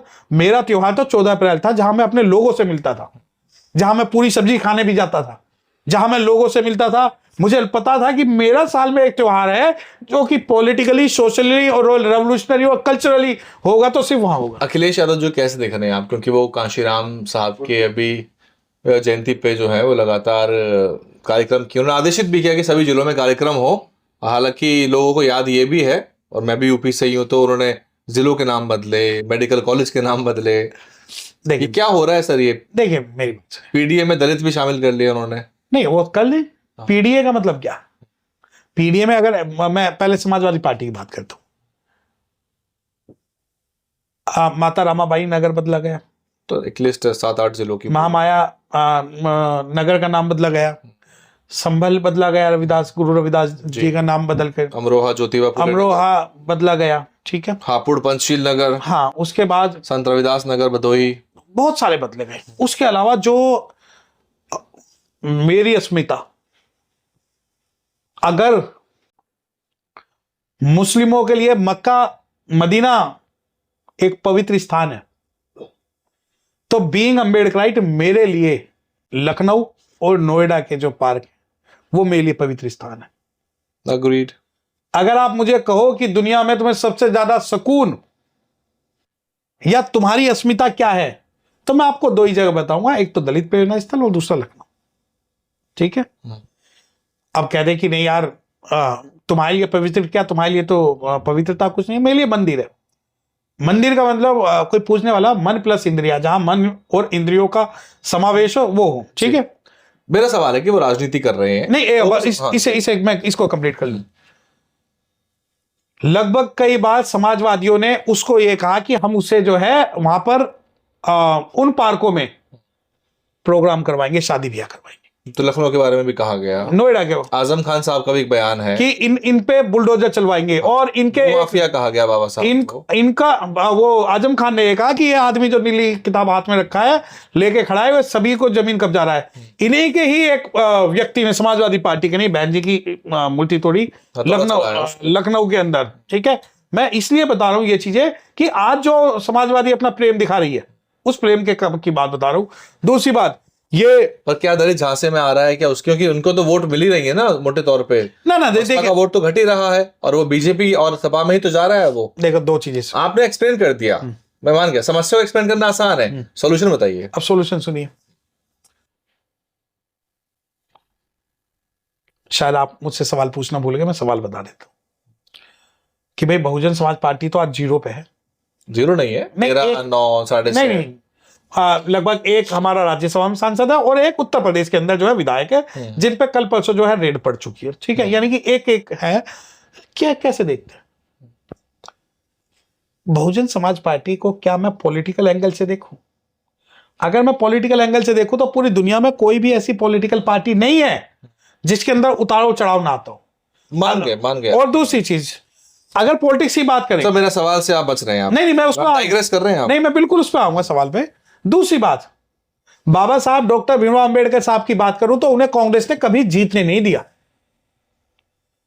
तो आप ये कहें कि बाबा साहब तो पॉलिटिकल और सोशल रूप से फेल थे। अब इसी बात को हम करते हैं बहुजन समाज पार्टी के बारे में कि क्या बहुजन समाज पार्टी का वोटर उत्तर प्रदेश के अंदर समाजवादी और भाजपा के पास जा रहा है? वोट घटना अच्छी बात है या बुरी बात है किसी पार्टी के लिए? सरल सवाल है। देखिए मेरी बात सुनिए। हाँ या नाम बताइए आप। इसका मैं जवाब आपको मैं एक्सप्लेन वोट घटना किसी पार्टी के लिए अच्छी बात है या बुरी बात? अगर उसूलों पे आ चाहे तो टकराना जरूरी है। अगर हमारे सिद्धांतों पे हम खड़े हैं और हमारा वोट घट रहा है तो एक्सेप्टेड है। बताएं। मैं कल बहन जी जो है इंट्रोस्पेक्शन नहीं करना चाहता जो बीएसपी का एक बहुत सपोर्टर वर्ग है। ये प्रॉब्लम भी है क्योंकि you are sweeping the dust under the carpet. No बहुत चीजों का बचा रहे हैं। I am telling you only the clear answer of your question. No, मैं समझ गया। Suppose today we will blindly support to the all policies of the BJP and will sit quiet on the atrocities on the scheduled castes and Muslims. Then definitely our vote bank would be increased. Today. नहीं sir, Hindi में बताइए कि 27 का चुनाव होगा, BSP का 13% रहा 24 में, पहले 22 में 13% रहा, फिर 24 के चुनाव आए 9% हो गए लोकसभा में। अब जो उपचुनाव आए थे 9 उसमें 6.5% आया था। क्योंकि मैंने आपके सारे एक्सप्लेनेशन समझ लिए, सुन लिए। अब क्योंकि राजनीति करी जाती है। एक एक्सप्लेनेशन और जी एक एक्सप्लेनेशन और मैं बस एक बात, एक वर्ड है इलेक्टोरल बॉन्ड, सुना है ना? बिल्कुल। एक इलेक्टोरल बॉन्ड नाम का वर्ड है जिसके अंदर लाखों करोड़ों रुपए का जो चंदा है वो पॉलिटिकल पार्टियों को मिला है। एक पॉलिटिकल पार्टी ने ये कहा कि हमारे ऑफिस में कोई ये 10,000 करोड़ के इलेक्टोरल बॉन्ड फेंक गया और हमें नहीं पता कहां से आया। ये हास्यास्पद बात इस वजह से भी है क्योंकि बहुजन समाज पार्टी को not even a single penny was एक ही पार्टी है जिसको जिसे नील मिला। ठीक है। यहाँ तक कि छोटी पार्टी से बीआरएस को भी 400-500, हाँ, हजारों करोड़ को भी। अब आ जाओ कि मैंने सवाल बीच में ही क्यों उठाया। मेरे रिसोर्सेज की मैं बात कर रहा हूं। जो बहुजन समाज पार्टी के पास रिसोर्सेज है, दूसरी पार्टियों के पास रिसोर्सेज है। आप समाजवादी पार्टी से तुलना करते हैं? Sir, given in the given resources perform तो करना ही पड़ेगा ना। नहीं, हु विल परफॉर्म? पार्टी को चुनाव जब लड़े this is unilateral duty of the party और bilateral duty of the society and party. आप समाज पे ठीक फोड़ रहे हैं? नहीं नहीं, मैं पार्टी what का I'm रिजल्ट saying, ना आने का। मैंने क्या कहा, हाँ बिल्कुल। अब आप मुझे एक बात बताएं, हम्म। ठीक है मान लिया आपकी बात, for the sake of argument आप एक बार ये क्यों नहीं कह देते कि हाँ बहुत सी ऐसी चीजें हैं जिस पर काम करना चाहिए जो बाकी पार्टियां भी करती हैं, बीएसपी की पॉलिटिक्स काफी एज ओल्ड है, इसको एक्सेप्ट करने में दिक्कत तो नहीं होनी चाहिए। नहीं, मुझे दिक्कत है ना, बुरा जो ढूंढन मैं गया तो बुरा ना मिलिया कोई, जो तन झाका आपना तो मुझसे बुरा ना कोई, मुझे दिक्कत है। आप ये कहते हैं कि पूरा का पूरा जो समाज का सिनेरियो है वो बहुजन समाज पार्टी तय कर रही है, आप ये कहना चाह रहे हैं? नहीं, I am not saying that, मैं ये नहीं, मैं ये नहीं कह रहा हूं, मैं ये कह रहा हूं कि बहुत इंट्रोस्पेक्शन तो हो ही नहीं रहा ना। नहीं, मैं आपका, आप भी उसको अलाउ नहीं कर रहे। नहीं, मैं पहले बीएसपी के सपोर्टर हैं, बहुजन आइडियोलॉजी, मैं मान गया आपकी बात, लेकिन इंट्रोस्पेक्शन तो आप भी अलाउ नहीं कर पहले रहे। मैं दो सवाल, आज बहुजन समाज में शेड्यूल कास्ट समाज की स्थिति बताऊं क्या है? दो भाई बैठ के खाना नहीं खा सकते, बाप बेटा बैठ के खाना नहीं खा सकते, चार परिवार साथ बैठ के खाना नहीं खा सकते। हमारे बीच में इतना कंपटीशन हो चुका है कि हम अपने भाइयों को नजर से नजर मिला के नहीं देखते। ठीक है। और मैं आपसे एक क्रॉस क्वेश्चन कर रहा हूं, आखिरी बार पूरे परिवार के साथ बैठ के खाना कब खाया था आपने? हम तो साथ ही खाते हैं, इनफैक्ट नहीं, coincidentally. It's no no, you would be exceptional for the society. मैं पूरी सोसाइटी एट लार्ज से पूछ के देखिए कि आपने आखिरी बार बैठ के खाना कब खाया था साथ। ये मैं क्यों कोट कर रहा हूं? क्योंकि सोसाइटी के अंदर इतने ज्यादा फ्रिक्शंस हो चुके हैं, वो पॉलिटिकल पार्टी बीएसपी की वजह से नहीं हुए हैं। अब सपोज करिए एक बनिया कम्युनिटी है, बनिया कम्युनिटी को लगेगा कि भाई मुझे अपना सीएम अरविंद केजरीवाल बनाना है, तो वो कम्युनिटी इकट्ठा होगी और वो अरविंद केजरीवाल को अपना सीएम बना देगी। उसी कम्युनिटी को ये लगेगा कि हाँ नहीं, जो है ये हमारे पैरामीटर्स पे खरा नहीं उतर रहा, उस समाज के लिए ये हानिकारक है, वही कम्युनिटी रेखा गुप्ता को बना देगी। और अगर वो रेखा गुप्ता भी उनकी कम्युनिटी पे उनके पैरामीटर्स पे खरी नहीं उतरेंगे, वही किसी जेपी अग्रवाल वगैरह को, कम्युनिटी जो है उसको चेतना का, हाँ अब नहीं, बिल्कुल चेतना का मैंने क्यों कहा, क्योंकि अब ये देखिए कि जाटव समाज तो उत्तर प्रदेश, दिल्ली, हरियाणा और राजस्थान के कुछ मोस्टली यही रहते हैं। अब आप ये कहें कि बीएसपी खराब है, इस वजह से समाज का नुकसान हो रहा है। नहीं, मैंने ये नहीं कहा। नहीं बिल्कुल देखिए, आप ये नहीं कहा, मैं बिल्कुल जो नो मैं ये नहीं कह रहा। I am taking overs in the way you are asking, because मेरा कहने का अर्थ ये है कि आपकी चर्चा निरर्थक है क्योंकि वो समस्या के समाधान की बात नहीं कर रही है। जी ठीक है, आप समस्या के समाधान की बात करते हैं, बिल्कुल ठीक है। अब आप मुझसे कहें कि आपने सब एक्सप्लेन कर दिया, आपने काउंटर भी कर दिया, जो बसपा के खिलाफ षड्यंत्र रचना आपने वो भी कर दिया, लेकिन जब बात आती है, देखिए फंडामेंटल्स ऑफ पॉलिटिक्स को आप झुटला नहीं सकते। नहीं, but fundamental, who will decide fundamental of politics? Only society will decide. No will decide, only resources will decide. Suppose करिए कि आप कहें कि भाई हम एआई भी यूज नहीं करेंगे, हम टेक्नोलॉजी भी यूज नहीं करेंगे। हमारी पार्टी तब लॉन्च हुई थी जब इंटरनेट भी नहीं था, हम केवल अखबार कागज पे ही रहेंगे, प्रेस नोट सिर्फ छाप के दे देंगे। बिल्कुल ठीक है।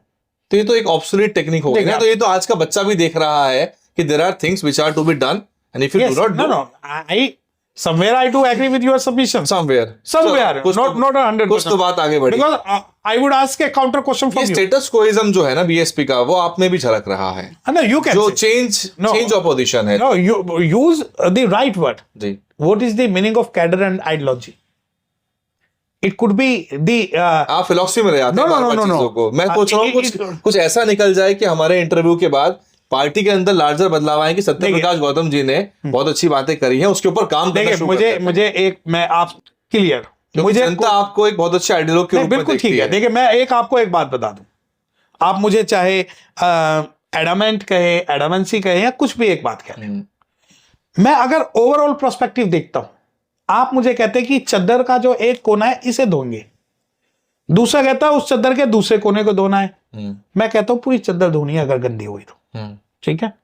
अब आप कहेंगे कि नहीं उस चद्दर पे वहां पे लाल कलर है, या हरा कलर है, पीला कलर है, मैं वो हूं जो पूरे समाज को धोने के चक्कर में। ठीक है, अब बताइए, मैं थोड़ा चेंज करता हूं टॉपिक। चंद्रशेखर आजाद जी के बारे में आप बताइए, क्या सोचना है, क्योंकि पॉलिटिकल पार्टी वो भी है और मैदान में वो भी है, कॉन्स्टिट्यूशन अलाउ करता है, पार्टी बनी हुई है, चुनाव लड़ेंगे, वो खुद सांसद हैं। वो देखिए, पहले मैं आपसे एक सवाल पूछता हूं, शेड्यूल कास्ट कम्युनिटी से 131 सांसद है, आप पहले मुझसे सवाल चंद्रशेखर से पहले किसी दूसरे एमपी का सवाल पूछेगा तो मैं बेटर वे में आपको समझा सकता। पूछ सकते? नहीं, पहले मैं चंद्रशेखर के बारे में इसलिए पूछ रहा हूँ आपसे बताएं। क्योंकि उनका जो इलेक्टोरल ग्राफ है वो कई जगह पे तो उनको नुकसान ही हुआ है। जैसे दिल्ली का चुनाव लड़ा, दुर्गति हुई है, पर जैसे राजस्थान में कई जगह पे वो सेकंड नंबर पे आए। तो कल को बीएसपी के लिए कोई चुनौती, चैलेंज के रूप में वो रहेंगे, या आप उनकी पॉलिटिक्स को कैसे देखते हैं? मेरा काम है आपसे वाइल्ड सवाल पूछना, मैं पूछ सकता हूँ। देखिए, मैंने आपसे क्रॉस क्वेश्चन किया 131 सांसद शेड्यूल कास्ट कम्युनिटी से। आप सिर्फ और सिर्फ चंद्रशेखर आजाद का क्वेश्चन मुझसे इसलिए पूछ रहे हैं क्योंकि वो बाइफरकेशन कर रहा है जाटव चमार वोटों का। मैं जानना चाह रहा हूं कि नफा है नुकसान है, आप अपना क्यों बताइए। देखिए, मेरा व्यू तो बिल्कुल नुकसान है। Shooting the messenger will not help. Yes, हाँ, क्योंकि आप मुझे ये पूछे कि मैं क्वेश्चन क्यों कर रहा हूं, क्या नहीं, मैं I am totally against about his ideology. However, ये आप बताइए ना, अपने विचार बताइए कि हाउएवर जी, I am supporter of his social movement only. शुरुआत तो ऐसे हुई थी, शुरुआत हुई कि भाई हम सोशल मूवमेंट चलाएंगे, सामाजिक संगठन है, बिल्कुल ठीक है। और आज देखिए, ये मैं आपके चैनल के माध्यम से I am accepting this society need some social organization who can show pictures to the others that we are in such kind of the organization. Okay, संगठन का उद्देश्य है भाजपा के पास भी ऐसी होती तो काफी अच्छा। नहीं, हाँ, मैं ये कहना चाह रहे हैं। हाँ, मैं अभी पहले मैं देखिए, एक बात सुनिए कि कोई भी संगठन बनाने का उद्देश्य सिर्फ और सिर्फ संघर्ष है। सही बात है, ट्रू। सोशल बार्गेनिंग नहीं है। शेड्यूल कास्ट ने पूरे कश्मीर से कन्याकुमारी, कच्छ से कोहिमा तक 2.5-3 लाख संगठन रजिस्टर्ड कराए हुए हैं। कितने संगठन संघर्ष के समय पर रोड पर आएंगे, ये उसका पैरामीटर है और कोई दूसरा पैरामीटर नहीं। अब आप कहें कि भाई, सवाल तो मैंने पॉलिटिक्स के बारे में पूछा, सवाल चंद्रशेखर के बारे में पूछा आपने संगठन के लिए। मैंने क्या कहा, जब तक उनका सोशल मिशन मूवमेंट था ठीक है, मुझे I had faith over him कि भाई ठीक है, हाँ, अगर पक्ष भी अपना विपक्ष भी अपना। बहन कुमारी मायावती मेरे लिए सम्माननीय, माननीय, और मैं पूर्ण रूप से 100% जो है उनकी पॉलिसीज में विश्वास करता हूं। परंतु वो पॉलिसीज नीचे आकर या नीचे की इंफॉर्मेशन ऊपर जाकर कहां बदल जाती है, इसका मैं अभी तक एनालिसिस नहीं कर पाया। अब मैं आपको एक एग्जांपल और बताता हूं कि आपने चंद्रशेखर 27 में होगा क्या चुनाव मैदान में? वो भी होंगे, कुछ सीटें वो लड़ेंगे, 100-150 जितने चाहे वो। बसपा 450 लड़ेगी, सारी की सारी। देखिए, बसपा 403 लड़ेगी। बसपा का जो इस बार ग्राफ होगा वो बढ़ेगा, 100% बढ़ेगा। ठीक है, सवाल बसपा का मैंने आपको कहां से बढ़ेगा, मतलब 13 से, 9 से, 6.5 से? क्योंकि कई सारे उनके पास मार्कर्स। देखिए, मैं 10 के आसपास का उम्मीद लेके चल रहा हूं। ठीक है, अब मैं एक बात बताऊं, मैंने क्या कहा, मेरी बसपा में पूरा विश्वास है, बहन जी में, लेकिन वो पॉलिसीज नीचे आते आते कहां खराब हो जाती है, वो मैं आपको एक एग्जांपल बताऊं। जी जी जी, मैं पहली बार आपके चैनल के माध्यम से बात बोल रहा हूं। नहीं, इंटरव्यू कई बार हुए हैं, मैं बाइट्स कई बार हुई नहीं, जो मैं आप बात बोल रहे हैं। 2019 की बात है। मैंने नई दिल्ली से बसपा की, मेरा सवाल था वैसे, वो मैं आता उस पर। हाँ 2019 में बसपा से नई दिल्ली विधानसभा के लिए मुझे अपना नॉमिनेशन भरना था। ठीक है, पार्टी के कुछ पदाधिकारी ने मुझे कॉल किया और मुझसे एक कीमत मांगी। क्या बात कर रहे हैं सत्यप्रकाश जी? ये आप कह रहे हैं? हाँ हाँ, बहुत लोग इसे खंडन करते हैं कि ऐसा होता नहीं है। 2019 में। हाँ, तो अब आए ना समस्याओं के ऊपर। मैंने क्या कहा, हाँ, कि जो बहन जी पे मेरा पूर्ण विश्वास है, बिल्कुल, वहां से नीचे तक और नीचे से ऊपर तक आते Now you're talking. कि कहां पर एक गड़बड़ है। हाँ, वो गड़बड़ जो है वो जब तक दूर नहीं होगी। यही तो पूछ रहा था मैं आपसे थोड़ी देर पहले कि कहीं तो कुछ ना कुछ फंस रहा है ना पेज ऐसा। वो मैं अब आपको एक बहुत प्रैक्टिकल चीज जी जी जी, मैं किसी का नाम नहीं लूंगा, और आज मैं जाहिर सी बात, ठीक है, तो मुझे बुलाया गया पार्टी ऑफिस में, पार्टी ऑफिस गया, तो हमें पता चल जाएगा वैसे कौन कब कौन। हाँ, वो पता है। वो अभी उसमें से जो पदाधिकारी हैं वो सारे उसमें दूसरे बीम आर्मी में। अच्छा, उन्होंने कहा जी आप ये अमाउंट दोगे तो हम आपको बहन जी से मिलवाएंगे। अच्छा, टिकट की गारंटी थी उस पे या नहीं थी? नहीं, मेरा टिकट फाइनल था। टिकट फाइनल था, मिलने की बात थी। मेरा टिकट फाइनल था। उन्होंने कहा कि भाई आप ये अमाउंट दोगे, तो मैंने ये कहा कि भाई नहीं, जो ये XYZ अमाउंट की आप बात कर रहे हो, अगर मैं बहन जी से मिलूंगा तो डायरेक्ट उनके हाथ में दूंगा, आप मिलवाएं, चाहे मुझे कहीं से अरेंज करना पड़े। ठीक है, समाज के नाम पे मैं इसलिए उस सीट पे नहीं लड़ रहा था, मुझे जीतना था। मैं इसलिए उस सीट पे लड़ रहा था क्योंकि मुझे ऐसा लगता था कि हमें मजबूती से अपना जो लड़ाई लड़नी है, रिजल्ट चाहे कुछ भी हो। क्या अमाउंट था वैसे वो? नहीं वो मैं Curious डिस्क्लोज to ask. नहीं वो मैं डिस्क्लोज नहीं कर सकता क्योंकि फिर भी कुछ अंदाजा रफली? वो लाखों में था। अच्छा। लाखों में था। मैंने डिक्लाइन किया कि मैं, अगर ये अमाउंट देने की आप बात कर रहे हो, मतलब हैचबैक था या एसयूवी था, कुछ तो बताओ। एमपीवी। और ठीक है, ये जो अमाउंट है, ये अमाउंट जाएगा, मैंने कि मैं बहन जी को दूंगा। कहते ठीक है। अगले दिन जो है रात को मुझे पता लगा आपका जो है टिकट कट चुका है, आप जाके घर बैठिए। मैंने सब्र का घूंट पिया, मैं बैठ गया। मैंने कहा जी नहीं, हम आपको पेमेंट नहीं देंगे। कोई नहीं, समाज का काम किया, बसपा से जुड़े रहे, आज भी जुड़े हुए हैं आप, बिल्कुल। उसके बाद 2024 का नई दिल्ली का लोकसभा चुनाव आया। मुझे एक फोन आता है कि भाई आप जो है नई दिल्ली से आप चुनाव लड़ सकते हैं। तो मैंने कहा नहीं, मेरी जो फाइनेंशियल जो कंडीशन है वो बहुत खराब है, मैं नहीं लड़ सकता। तो उन पदाधिकारी ने कहा कि भाई नहीं वकील साहब, पार्टी को आज आपकी जरूरत है। मैंने कहा ठीक है, अगर पार्टी को मेरी जरूरत है तो चुनाव लड़ेंगे, अच्छी तरीके से लड़ेंगे। उन पदाधिकारी ने मुझसे जो है वो पॉजिटिव उन्होंने बात की। मैंने कहा ठीक है सर, करते हैं।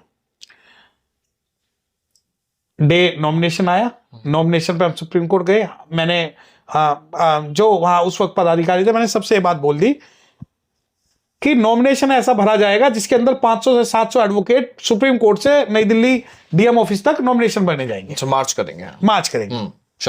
शानदार। Around 800 to 900 advocates supreme court gathered हुए और वो मार्च करते हुए डीएम ऑफिस गए। हमने अपना नॉमिनेशन फाइल कर दिया। नॉमिनेशन फाइल होने के बाद में हमारे पास राष्ट्रीय लेवल के एक पदाधिकारी का फोन आता है कि भाई आपको नॉमिनेशन के लिए किसने कहा? मैंने सर आपने कहा। सिंबल तो होगा आपके पास? सिंबल था, फॉर्म ए भी। यस, बी अभी भी है मेरे पास। हाँ। तो मैंने कहा जी ये तो आपने आदेश था, तो आपको इंतजार करना चाहिए था। मैंने जी अब आदेश करो। कह रहे सुबह आप ऑफिस आओ। हम सुबह ऑफिस आते हैं।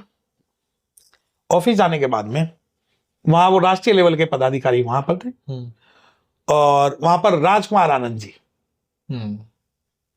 भी वहां पर थे। तो मुझसे कहा गया कि वकील साहब, बहन जी का आदेश है कि आप चुनाव नहीं लड़ेंगे, ये कैंडिडेट चुनाव लड़ेगा। मैंने कहा बहन जी का आदेश है, ठीक है, मैं इसे सपोर्ट कर रहा हूं। आपने उनको समर्थन दे दिया अपना? मैंने तुरंत, without even I did not think even a single percent, if this is order of बहन जी then definitely I will support him. पर क्या ये कंफर्म था कि वो बहन जी? नहीं, I was not aware about the manipulation of the leaders who are in the national team. Okay, I was not aware. तो दर्शक हिंदी समझता ज्यादा हमारा। मुझे नहीं पता था कि ये जो लोग हैं, जो ये राष्ट्रीय लेवल के पदाधिकारी है, ये मुझसे भी झूठ बोल सकते हैं। उन्होंने कहा बहन जी ने कहा। मैंने जी बहन जी ने कहा तो बहन जी का आदेश सरबाते, हमने उसे तुरंत दे दिया।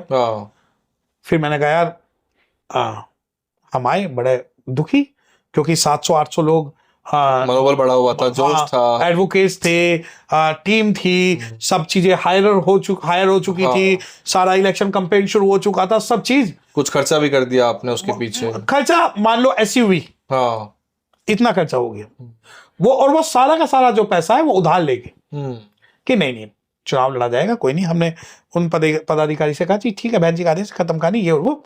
उसके बाद मैंने कहा जी अब एक कंडीशन है, मैं इसे सपोर्ट तो कर रहा हूं, मुझे बहन जी से मिलवा के बहन जी ये बात बोल दे कि मैंने इन्हें बोला है।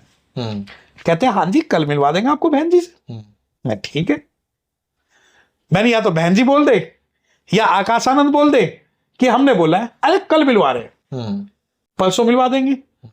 फिर मैंने थोड़ा, मुझे लगा कि मैंने उनसे ये कहा, मैंने देखिए सर ये जो कैंडिडेट है ये सिर्फ और सिर्फ इस वजह से आया है कि यहां से वोट काट के वो जो है भाजपा को जिता दे, क्योंकि मेरे साथ चाहे एक वोट फालतू हो, वो वोट फालतू मिलेगी, क्योंकि समाज में हमने अगर कुछ कमाया तो वो आप काफी बड़ी बात कह रहे हैं। तो दिख ही रहा था कि वो किस उद्देश्य से आए हाँ थे। नहीं, ये हमने उन्हें बता दिया उनको लड़ाना बसपा की छवि के लिए खराब रहा दिल्ली। तो मैंने उनसे कहा कि नहीं ये तो भाजपा के उसके लिए आए, क्योंकि ये अंततः जो है पार्टी छोड़ के जाएगी, बीजेपी में जाएंगे, सबको पता ही था। लेकिन ये सबके सामने बात हुई, मेरी टीम थी, सभी लोगों के सामने बात हुई। मैंने कहा जी देखिए, मेरा जो खर्चा हुआ है वो आप दिलवाओ इससे, बहन जी से मिलवाओ, आकाश आनंद जी से मिलवाओ। कहते कल परसों चुनाव आ रहा था, मुझे पता था चुनाव के बाद में ये लोग जो है कुछ नहीं करेंगे। मैंने कहा लीगल एक्शन ले रहा हूं आपके खिलाफ। सही बताइए। हाँ ऐसा ही हुआ था क्या? बिल्कुल, मैंने कहा जी लीगल एक्शन ले रहा हूं। उन्होंने मुझे इमोशनली ये कहा नहीं वकील साहब, बहन जी से आपको मिलवाएंगे चुनाव के बाद, क्योंकि बहन जी बिजी हैं पूरे भारत में, और आप नहीं समझोगे तो कौन समझेगा। हम समझ गए फिर आप? ठीक है, नहीं मैंने नहीं ठीक है, बहन जी से तो चुनाव के बाद भी मिल सकते हैं, पहले तो लोकसभा का चुनाव है। ठीक बात है, लोकसभा का चुनाव है। उसके बाद आप ये यकीन मानिए कि पूरी टीम को ये पता था, पूरी कमेटी को ये पता था कि ये बंदा भाजपा में जाएगा।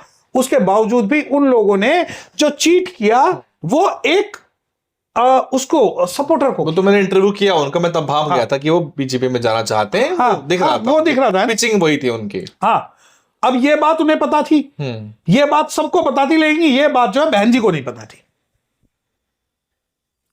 और जिस दिन बहन जी के संज्ञान में ये बात आई, मतलब पदाधिकारियों ने बहन जी को डाक में रखा। आप ये हाँ, उन्होंने कुछ भी उन्हें मैनिपुलेशन किया हो, कुछ भी, बहन जी तक उस चुनाव की कोई भी चर्चा तक नहीं हुई। और जब ये बहन जी को बात पता लगी तो आज वो राष्ट्रीय लेवल के पदाधिकारी वो पार्टी में नहीं है।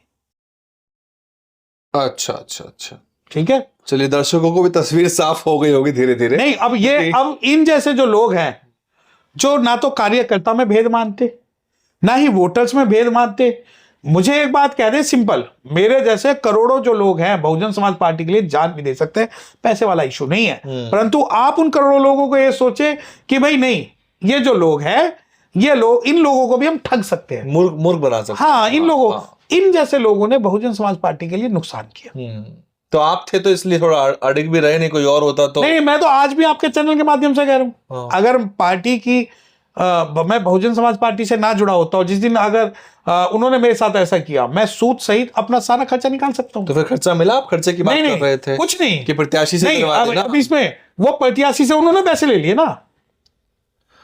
अच्छा, ठीक है, वो प्रत्याशी से उन्होंने पैसे ले लिए कि भाई हम इसको मैनेज कर लेंगे। तो एक प्रॉब्लम तो आइडेंटिफाई कर ली हमने कहीं कहीं, हर राज्य में पैदा हो जाती है समस्या कई बार। ये मुझे ऐसा लगता है कि कुछ जो लोग हैं, हाँ, जिन्हें ऐसा लगता है कि उनका कुछ नहीं हो सकता, उन लोगों को पार्टी से कुछ दिनों के लिए छुट्टी पे भेजना चाहिए कि आप जो कुछ दिन गांव में काम करो। नाउ यू आर टॉकिंग, है ना। और जो ये जितनी भी पदाधिकारी हैं, जितने भी A to Z, इन्हें round two round circulation wise इन्हें जो है नीचे से ऊपर तक इनको ड्यूटी लगानी चाहिए। तो मैंने एक्चुअली बहुत रिपोर्ट्स की हैं जो पूरी प्रभारियों की समस्या है, क्योंकि जो मैनेजमेंट के कुछ प्रिंसिपल्स है ना, वो उसको वायलेट होते नहीं, वो मैनेजमेंट के यहाँ कोई प्रिंसिपल्स नहीं है। हाँ, प्रिंसिपल्स ये हैं कि ये लोग, क्योंकि one man one command, chain of command के थ्योरीज है। यस, चाहे पोस्ट कॉर्प हो इसके अंदर, है ना। आप तो MBA वगैरह आपने किया हुआ है। यस, तो ये पोस्ट कॉर्प की थ्योरी यहाँ लागू नहीं होती। लागू ना होने का कारण, अब आप मुझसे बात करिए कि भाई कुछ कमियां हैं। दर्शकों को बता दूं, मैं पॉड्स कॉर्प होता है principles of directing, staffing, cooperation, reporting and budgeting वगैरह। तो ये आपने पढ़ा होगा, फेवल वगैरह उसमें आपने पढ़ा होगा। अब दूसरी, अब आप कहते हैं मीडिया का, जी, मीडिया की समस्या। बहन जी आदेश करती है कि हमारा एक जो है नेटवर्क होना चाहिए। नेटवर्क का मतलब सिर्फ मीडिया नहीं है, नेटवर्क के अंदर बहुत सारी चीजें आती है, कनेक्शन भी आता है। बिल्कुल। ठीक है, एक हमारा नेटवर्क होना चाहिए। उस नेटवर्क में क्या काम की जाती है कि जो बहुजन समाज पार्टी का जो भी एडवर्टाइजमेंट है वो गैर बहुजन लोगों के हाथ में दी जाती है। ये तो है ही। नहीं, वही मैं आपको, ये तो है ही मैं समस्या बिल्कुल, क्योंकि ये तो हम ऑब्जर्व कर ही रहे थे, हम समझ रहे थे बोले तो बोले किसे। नहीं, मैं बता रहा हूं ना आपको कि मान लो आज आप मुझसे जो है फॉर एग्जाम्पल, जैसे लोग मुझे कहते हैं आकाश जी का इंटरव्यू करिए। अब आकाश जी से इंटरेक्शन भी हो गई, कई सभाओं में बातचीत हो गई, लेकिन आकाश जी सारे, जिसे हम गोदी मीडिया कहते हैं, वहां सारा इंटरव्यू देकर आ गए। वो आपको नहीं देंगे ना, लेकिन वो हमें इंटरव्यू के लिए वो अलाउ ही नहीं किया उन्होंने। वो इसलिए, मेरी बात सुनिए, मैं नहीं जानता DNN कौन है, ना मैं जानता वैभव कुमार को। मैं एक सोशल प्रोस्पेक्टिव में बात कर रहा हूँ। अगर आप लोग ही बहुजन मीडिया को सपोर्ट नहीं करेंगे तो बहुजन मीडिया को सपोर्ट करेगा कौन? ट्रू। आज कोई भी, मैं आकाश आनंद जी की बात लो या कोई भी न्यू लीडर्स की बात लो, मुझे अगर पॉलिटिकल पार्टी अगर मैं बात करूं तो जो युद्ध है, युद्ध तो हथियारों से लड़ी जाएगी। जाहिर सी बात है, जाहिर सी बात। अगर उनके पास तोप है और तुम्हारे पास चक्कू है तो तुम हारोगे। तो चुनाव के अंदर अगर हमारी मीडिया मैनेजमेंट ठीक नहीं होगा, और हमारी मीडिया मैनेजमेंट का मतलब अब ये लोग ये कहते हैं कि हमारे मीडिया वाले, मैं ये भी आपको बात बता दूं कि हमारे मीडिया वाले पैसे लेके खा जाते हैं। हमारे कौन से वाले? बहुजन यूट्यूबर्स, बहुजन मीडिया जो है वो अच्छा परफॉर्म नहीं करती और वो पैसे लेके वो काम नहीं करती जो गैर बहुजन मीडिया करती। अब इसके अंदर भी एक क्वेश्चन उठता है, आपने कब बहुजन मीडिया को बुला के, अगर मुझे बताएं, अगर ये डीएनएन को ही सपोर्ट नहीं करेंगे या बहुजन मीडिया के किसी भी व्यक्ति को आप एक की ड्यूटी लगा दीजिए, उसके सब्सक्राइबर भी बढ़ेंगे। अगर मैं उत्तर प्रदेश की बात कर रहा हूं, उत्तर प्रदेश में अगर 1% अगर उत्तर प्रदेश के अंदर 1 करोड़ भी शेड्यूल कास्ट है वोटर बहुजन समाज पार्टी की, वो आज ही आपको सब्सक्राइब कर लेंगे तो आपको जो है बहुजन समाज पार्टी की जो बात है वो वहां तक यही तो दूसरी पार्टियों को आईटी सेल करता है कि एक वीडियो बनी और वो आईटी सेल ग्रुप में गई और रातों रात वो कई मिलियन पहुंच गई। देखिए यहाँ आईटी सेल, हाँ मतलब एक ग्रुप ऑफ नेटवर्क की बात हो रही है जी। अब बहुजन समाज पार्टी की बात करें, उन्हें आईटी सेल की जरूरत क्यों नहीं है? हाँ। आप क्वेश्चन उठाएंगे, उसके जवाब कुछ लोगों पर नहीं है। आईटी सेल की जरूरत किस लिए है? नेटवर्क की जरूरत किस लिए? आज ये वो समय नहीं है जब 2 किलो नील में एक लोकसभा का चुनाव लड़ा जाता है। क्या हुआ वकील साहब, पर्सनालिटी स्प्लिट हो गई बीच में इंटरव्यू के, आधा इंटरव्यू था। नहीं, पहले मैंने आपको बीमारी बताई, हाँ, अब बीमारी का इलाज। पहले जो बीमारी थी, आज अब बीमारी का इलाज। अगर हम इसको, सब सही चल रहा है ना, इंटरव्यू बहुत जबरदस्त चल रहा है क्योंकि मैंने सब ऑडियो सब ओके है ना? चलिए क्या देखिए, ये वो समय नहीं है जब 2 किलो नील में एक लोकसभा का चुनाव लड़ा था। हाँ, कि दीवार पोत के आ गए। हाँ, रात भर हमारे जो लोग हैं उन्होंने जो है 2 किलो नील में हाथी बनाया, बीएसपी बनाया, क्योंकि बाबा साहब डॉक्टर भीमराव अम्बेडकर साहब ने कहा था कि लिख दो इन दीवारों पे कि हम इस देश के शासक हैं। तो वो नीले कलर से जब हाथी बना तो पूरे भारत के अंदर हमने दीवारों पे लिखा। आज वो दीवारें जो मोबाइल में सीमित है, आज वो दीवारें आपके इंटरव्यू में जाहिर सी बात है शामिल है। कंटेंट की क्वांटिटी कितनी है आपकी? अब जो एडवर्टाइजमेंट है, वो लोग तो कथाओं के नाम पे, भागवत कथाओं के नाम पे सैकड़ों सालों से अपना एडवर्टाइजमेंट कर रहे हैं। मैं आपको इंटरप्ट करता हूँ, चलिए इंटरव्यू की जगह इंटरेक्शन ही हो गया है ये। 2022 का बीएसपी का इलेक्शन एक्सपेंस जो सबमिट करते हैं इलेक्शन कमीशन में, उसको स्टडी किया था। तो बीएसपी तो काफी सारा पैसा जो है वो विज्ञापनों वगैरह पे खर्च कर रही है इन टीवी चैनलों में, क्योंकि भास्कर में भी विज्ञापन आए हैं, कई जगहों पे विज्ञापन हमने देखे हैं। तो पैसा खर्च हो रहा है। इवन जो आकाश जी का है वो इलेक्शन एक्सपेंस में शो नहीं करेगा। आकाश जी का खर्चा तो वो पर्सनली जेब से हो रहा है उनके। नहीं, मैं आपको वही बता रहा हूँ ना, वो जो एडवर्टाइजमेंट एक्सपेंसेस है, हाँ, वो गैर बहुजन मीडिया के लिए। हाँ, क्योंकि आप ये तो मान के चलिए कि अगर बड़े बड़े टीवी चैनल जो है या न्यूज एजेंसीज जो है वो इंटरव्यू कर रहे हैं बुला के स्पेशल 1 घंटे का, तो वो हमारी तरह तो है नहीं कि वैभव जो है आपको फोन करके आ गया, इंटरव्यू कर लिया। देखिए, मैं आपको एक बात खुल के कहता हूं, अगर आज बहुजन समाज पार्टी की कोर कमेटी या कोई बड़ा लीडर इस बात पे विश्वास करता है कि गैर बहुजन मीडिया उनकी बात को उठाएगा, तो उसे जल्द से जल्द अपनी गलतफहमी वो दूर कर लेनी चाहिए।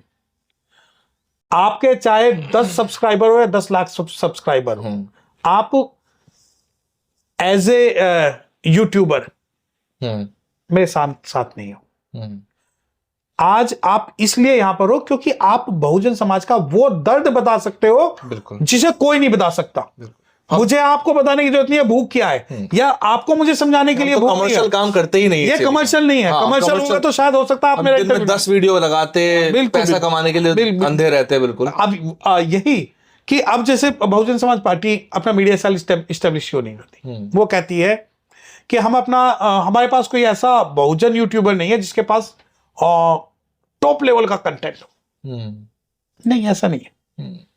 अब क्या है कि कोई आईटी फर्म हायर हुई, कोई भी आईटी फर्म, आकाश जी के लिए बात कर रहे हैं क्या? मैं आकाश जी के लिए हुई थी फर्म, पीआर फर्म हायर हुई, किसी के लिए भी पीआर फर्म। उस पीआर फर्म ने जितना पैसा उस पीआर फर्म को जितना पैसा दिया गया, तो ह्यूज अमाउंट है सर। जितना दिया गया उतना हमारे बहुजन यूट्यूबरों को डिवाइड करके दे नहीं देना था, हम किसी को भी मत दो। मैं तो कहता हूं इतना पार्टी में आप कैमरेज और अपना सेटअप अंदर बना लीजिए, नहीं तो डिपेंडेंस खत्म हो जाएगी। एक बात सुनिए ना, मेरी बात सुनिए। अब मैं आपको, अगर मैं इस समस्या का समाधान पूछ रहे हो, आज आप दिल्ली प्रदेश के ऑफिस में चले जाएं, आपको चाय पीने को लिए भी नहीं मिलेगा। आप तो सेटअप की बात कर रहे हैं। सर वाईफाई मैंने लगवाया था WZ वाले दफ्तर में, वही मैं उसको बात, जो पुराना वाला दफ्तर था। और अब दूसरा, अब आप कहेंगे आप तो आप बुराई करने लगे। नहीं, बुराई नहीं, समय के साथ हमें बदलना होगा। बिल्कुल, हमें रणनीति बनानी होगी। क्योंकि सर मैं इसलिए भी कह रहा हूं कि 27 में एक बहुत बड़ा तबका, पुराने बुजुर्ग, युवा सब तैयार हैं कि हम बसपा की सरकार बना दें, और जैसे ही एक माहौल बनेगा ना, तो ओबीसी भी साथ आएगा, मुसलमान भी साथ आएगा। देखिए, दो बात, इस वक्त उत्तर प्रदेश की जो राजनीतिक भूमि है वो बंजर है। उस बंजर भूमि में आज जो है मुस्लिम भी सूखा पड़ा है, शेड्यूल कास्ट भी सूखा पड़ा है। और 27 के अंदर अगर थोड़ी सी भी बारिश हो जाएगी तो वो पेड़ जो है जंगल में। अभी रामजी लाल वाले मुद्दे पर ही बहन जी की छवि इतनी जबरदस्त निकल के आई है, क्योंकि एक तरफ तो वो नेता है जो ऐसे बयान दिलवाते हैं, पहले फिर कहते हैं दलित सांसद। अब वो समाजवादी सांसद नहीं रहे, नहीं, अब वो दलित, अब वो सपा सांसद। देखिए, अब मैं इस बारे में, बहुजन समाज पार्टी, बहन जी एकमात्र ऐसी पॉलिटिकल पार्टी के लीडर है जो अपने किसी भी विधायक, किसी भी सांसद और किसी भी कार्यकर्ता को, बहन जी ने जयप्रकाश को तुरंत पार्टी से निकाल दिया था सोनिया गांधी के खिलाफ बयान देने के लिए। आज आप इतने सालों बाद उसकी रिलेवेंसी समझेंगे। हाँ, ठीक है। अब जब कहा कि नहीं बहन जी ने गलत किया, जयप्रकाश जी को निकाल दिया, ये वो फलाना ढिमकाना, उसका जो आज जो आउटकम है वो आज आप देखिए कि अगर कोई भी हमारा सांसद, कोई भी हमारा कार्यकर्ता अगर कोई भी जवाब देता है और इस प्रकार का कोई भी स्टेटमेंट देता, तो उससे उसके लिए प्रॉब्लम क्रिएट होगी। ठीक है। अब दूसरी चीज कि बहन जी 2027 मुस्लिम शेड्यूल कास्ट, बिल्कुल, क्योंकि हमारा क्लोजिंग टाइम आ गया है। हाँ बिल्कुल। देखिए, भारत का मुस्लिम शेड्यूल कास्ट को आज भी चूड़ा चमार मानता है, कास्टिस्ट एलिमेंट है उनके अंदर, बिल्कुल है। हाँ, ये तो है कई जगह पे। मुस्लिम ये सोचता है कि नहीं, हम इन चूड़े चमारों को सर पे नहीं बैठाएंगे, बल्कि इनके अंदर हमारा खून है और हमारे अंदर इनका खून है, तो हम तो इन्हीं के खून के जो है ब्रदर हैं और इनके ही सैदर भाई हैं, और हम मुल्ला जाट हैं, हम जो है ये हैं, हम वो हैं। तो जब वोट की बात आती है, उत्तर प्रदेश के अंदर मैं बात कर रहा हूं, मुस्लिमों को बसपा से कोई दिक्कत नहीं है, मुस्लिम को बहुजन समाज पार्टी की आइडियोलॉजी से कोई दिक्कत नहीं है। बस दिक्कत कहां हुई कि हम जो है अपर क्लास हैं, ये जो है निचली क्लास है। बहन जी ने किया सब ठीक, मुस्लिम बहन जी ने सब ठीक किया, लेकिन जो है हम जो है सरकार जो है उसको नहीं बनाएंगे, क्योंकि बहन जी जो बसपा जो है वो भाजपा की बी टीम है। ये तो मीडिया ने सिखाया रात। नहीं तो सीखा किसने? मुस्लिम ने। और मुस्लिम देखे, मैंने जब इंटरव्यू शुरू हुआ था तो उसका जवाब यही है कि मीडिया या कोई भी अगर मेरा माइंड मेकअप इस बारे में करता है कि भाजपा को हराने के लिए कांग्रेस जिता दो, तो हमारा वो प्रोग्रेटिव नहीं। कहीं कहीं तो फॉल्टर कर जाती है बसपा, जैसे BT एक्ट को लेके महाबोधि विहार के मुद्दे पर केंद्र से, राष्ट्र की तरफ से कोई बड़े आंदोलन, क्या खैर अभी तो ट्वीट भी नहीं आया है। देखिए, दो बातें सुनिए। जब आप इस बारे में कह रहे हैं कि बसपा जो है कहीं ना कहीं बैकफुट पे होती है कुछ सवालों को लेकर, जैसे कि महाबोधि टेम्पल एक्ट, हाँ, जनता सवाल करती है, हमारा ट्विटर DM भरा पड़ा है मेरा। नहीं, बिल्कुल ठीक है। देखिए, मैं आपको एक बात बता रहा हूं, जिस दिन सो सुनार की एक लुहार की, जिस दिन बहुजन समाज पार्टी इस मुद्दे पे खुल के आएगी ना, हमें किसी की भी जरूरत नहीं होगी, और पूरे भारत के अंदर अगर आंदोलन होगा तो वो बहुजन समाज पार्टी के नेतृत्व के तले होगा। ठीक है। अब उसके लिए क्या सिर्फ ट्वीट करके बहुजन समाज पार्टी बैठ जाए? एटलीस्ट वो तो एक, नहीं, देखिए मेरी बात सुनिए, क्योंकि बसपा ट्वीट ही कर रही है बाकी मुद्दों पर भी। ना ऐसा नहीं है। I do not agree with your this, कई सारे मुद्दों पे ट्वीट आ गई है। At all. आप मुझे रामजीलाल सुमन के मुद्दे पे ट्वीट आ गई है ना बहन जी की। नहीं, तो आप चाहते हैं हम रामजीलाल सुमन के समर्थन में खड़े हो? समर्थन की बात नहीं कर रहे, बहन जी ने अखिलेश यादव को कटघरे में खड़ा कर दिया है। नहीं, मुझे करके आप मुझे दो चीज बताए ना। आप मुझे बहुजन समाज पार्टी को आप चाहते हैं कि रामजीलाल के समर्थन में आए या अखिलेश के समर्थन में आए? मेरा सवाल समझे नहीं आप। मैं ये कहना चाह रहा था कि महाबोधि विहार का जो मुद्दा है, अंबेडकरवादी जो बुद्धिस्ट तबका है, उसके लिए बहुत भावनाओं से जुड़ा मुद्दा है। हाँ बिल्कुल। देखिए, बिल्कुल अब मुझे एक बात, इससे राजनीतिक नुकसान हो जाता है, निष्क्रियता से नुकसान हो जाता है। चलो बिल्कुल ठीक है, बिल्कुल मैं बिल्कुल सही आपकी बात से इस आर्ग्यूमेंट के कारण मैं सहमत हूं कि भाई बहुजन समाज पार्टी ने ट्वीट नहीं किया, क्योंकि इस मुद्दे पर उन्हें स्टैंड लेना चाहिए था। उत्तर प्रदेश को हटा के भारत के 29-30 राज्य है, एक भी राज्य में क्या कोई आंदोलन हुआ है? क्या बिहार में कोई आंदोलन हुआ है? किसके द्वारा कहना चाह रहे हैं? किसी के द्वारा, अम्बेडकराइट और बुद्धिस्ट लोगों के कई जगह पे हुए, नांदेड़ में हुआ, कई जगह पे मेरी हुआ। बात सुनिए, सड़कों पे बहुत भिक्षु उतरे हजारों की नहीं नहीं नहीं, संख्या। मेरी बात सुन ना, ये बात नहीं है। आप मुझे अगर हजारों की संख्या बता रहे हैं तो मैं आपको एक स्टेटमेंट दे रहा हूं। Ambedkarism is incomplete without the Buddhism, Buddhism is complete without the Ambedkarism. ठीक है, अम्बेडकरिज्म, मैं I got your point. okay, if I am claiming that I am Ambedkarite, then will I take orders from the BSP? Will it be only that only when BSP will pass any order we will be organize any protest? Sir मैं ये नहीं कह रहा कि बाकी लोग नहीं, बाट देख रहे हैं नहीं, बसपा नहीं, की, मुझे बसपा की बाट नहीं देख मुझे रहे एक हो। बात, एक जिन्हें करना है आंदोलन वो कर ही रहे हैं। नहीं, लेकिन बसपा सुनिए, के चुनावी राजनीति के लिहाज से मेरा सवाल था, मुझे एक बात नहीं ना, मैं आप वही तो समस्या तो यही है कि जब सांस्कृतिक और सामाजिक आंदोलन की बात होगी तब आप बसपा को दोष देंगे।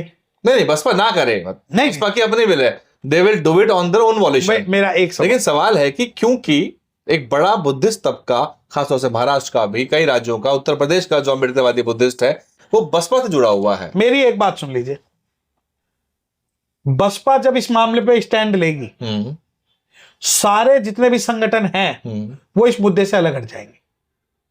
अच्छा, ठीक है, बसपा जब जब राष्ट्रीय मुद्दे पे, किसी भी मुद्दे पे कोई भी स्टैंड लेती है, दूसरे जो संगठन हैं वो ये कह के अलग हट जाते हैं कि इसकी लड़ाई तो बसपा लड़ेगी।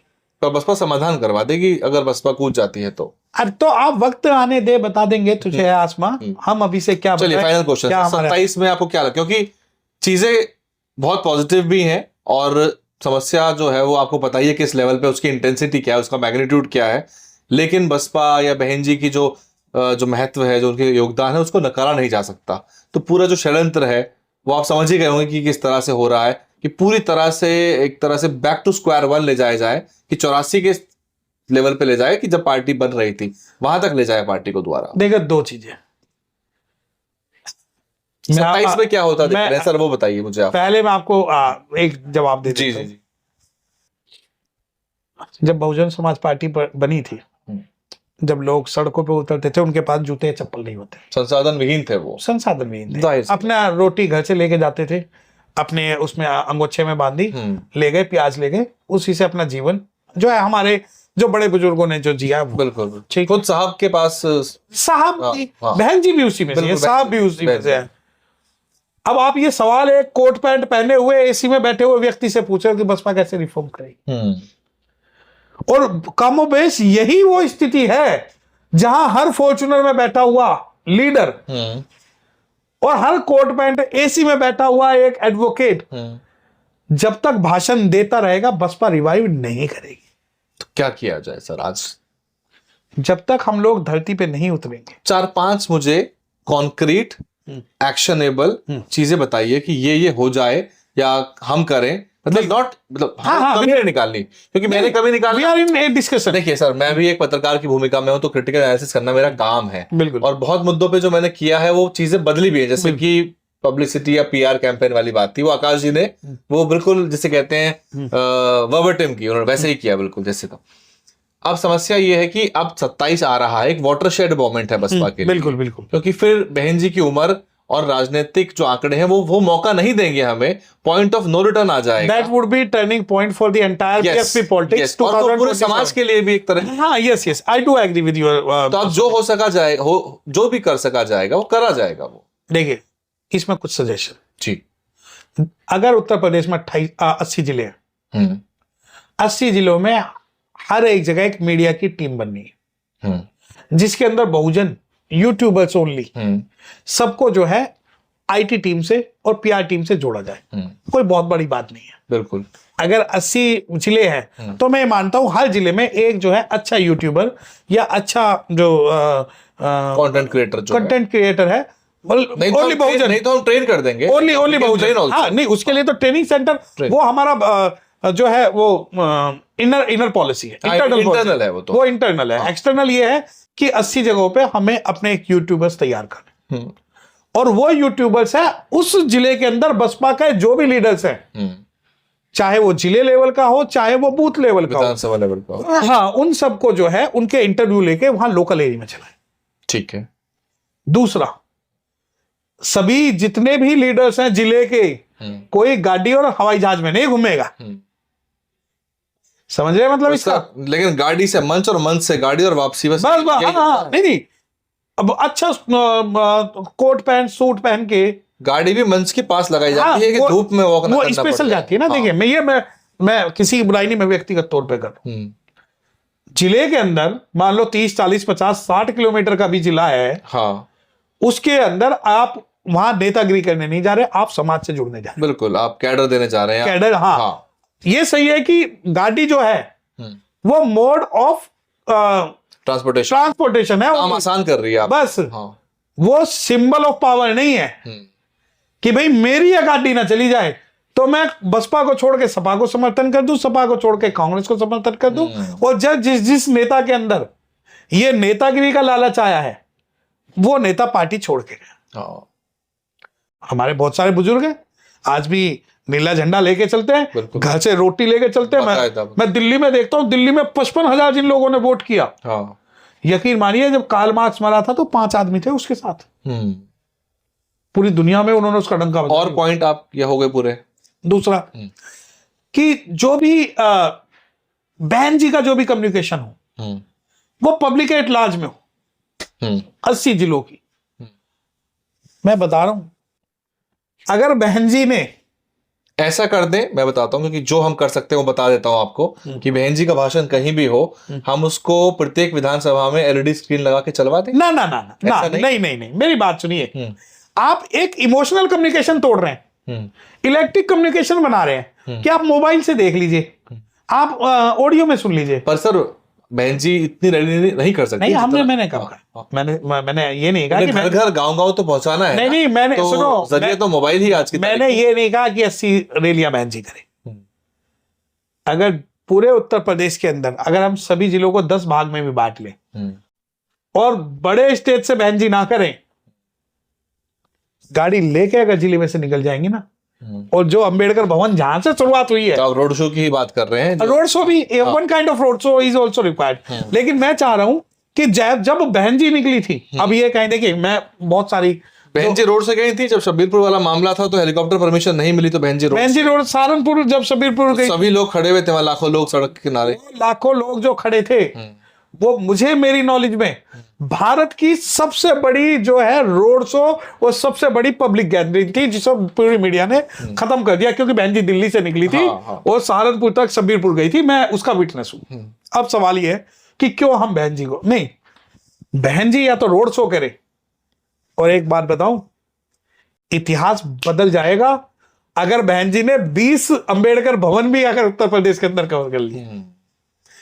कल किसी से मेरी बात हुई, उन्होंने कहा कि BSP is setting on a gold mine, basically कि गोल्ड माइन ऑफ वोटर्स, यानी कि चुनाव परिणाम बसपा के पक्ष में ही है, थोड़ा सा बदलाव होना है तो उसके बाद। देखिए उत्तर प्रदेश के अंदर मैं ये मानता हूं, बहन जी की जो शेड्यूल है, बहन जी की जो एज है, बहन जी का जो सिक्योरिटी रीजन है, प्रोटोकॉल है ना, हाँ, वो ये बात परमिशन नहीं देंगे। लेकिन उसके बाद भी मंच बड़ा ना हो, मंच बड़ा ना हो, बहन जी एक बार रोड पे निकल जाए कि आज बहन जी आएंगी और इस अंबेडकर भवन पे आएंगी, यकीन मानना 2027 उत्तर प्रदेश अगर होगा तो बहुजन समाज पार्टी का होगा। क्योंकि अब देखिए, अब आपको कि मैं तो एलईडी लगा के हम अपनी बात पहुंचा सकते हैं, नहीं, हमारा और आपका एक इमोशनल टच है, एक ह्यूमन साइकोलॉजी है, जो हम असली रियल में देखने में, जब बहन जी को हम स्टेज पे देखते हैं ना, हमारे आज भी रोंगटे खड़े हो जाते हैं कि ये हमारी जो है बहन जी है। बिल्कुल, और बहन जी को बताने की जरूरत नहीं है।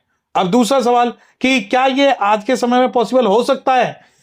यकीन मानिए, अगर बहन जी रोड शो करती हुई निकल गई तो ये जो जितने जिला अध्यक्ष, जितने प्रदेश अध्यक्ष है ना, ये सारे साइकिल पे उसी तरीके से गांव गांव डोलेंगे जिस प्रकार 1984 में घूमते साहब के टाइम पे। हमें अब ये देखिए, ये लड़ाई लग्जरी की नहीं है, ये लड़ाई लोगों से जुड़ने की है। हम अपने लोगों के सुख दुख में काम नहीं आते, हम अपने लोगों के पुलिस थाने में काम नहीं आते, हम अपने लोगों के अत्याचार में काम नहीं आते, हम अपने लोगों के नौकरियों में काम नहीं आते, हम अपने लोगों के फाइनेंशियल मदद नहीं करते। कनेक्ट है वो टूट चुका है, ये तो मैं आपको बता बिल्कुल नहीं, कनेक्शन दो, अपर और लोअर क्लास, हाँ वो टूट चुका है, मिडिल क्लास गायब है। क्योंकि मैं कई दर्जन विधानसभाओं में तो प्रचार के दौरान और कवरेज के दौरान जाता हूं। कनेक्शन क्यों टूटा?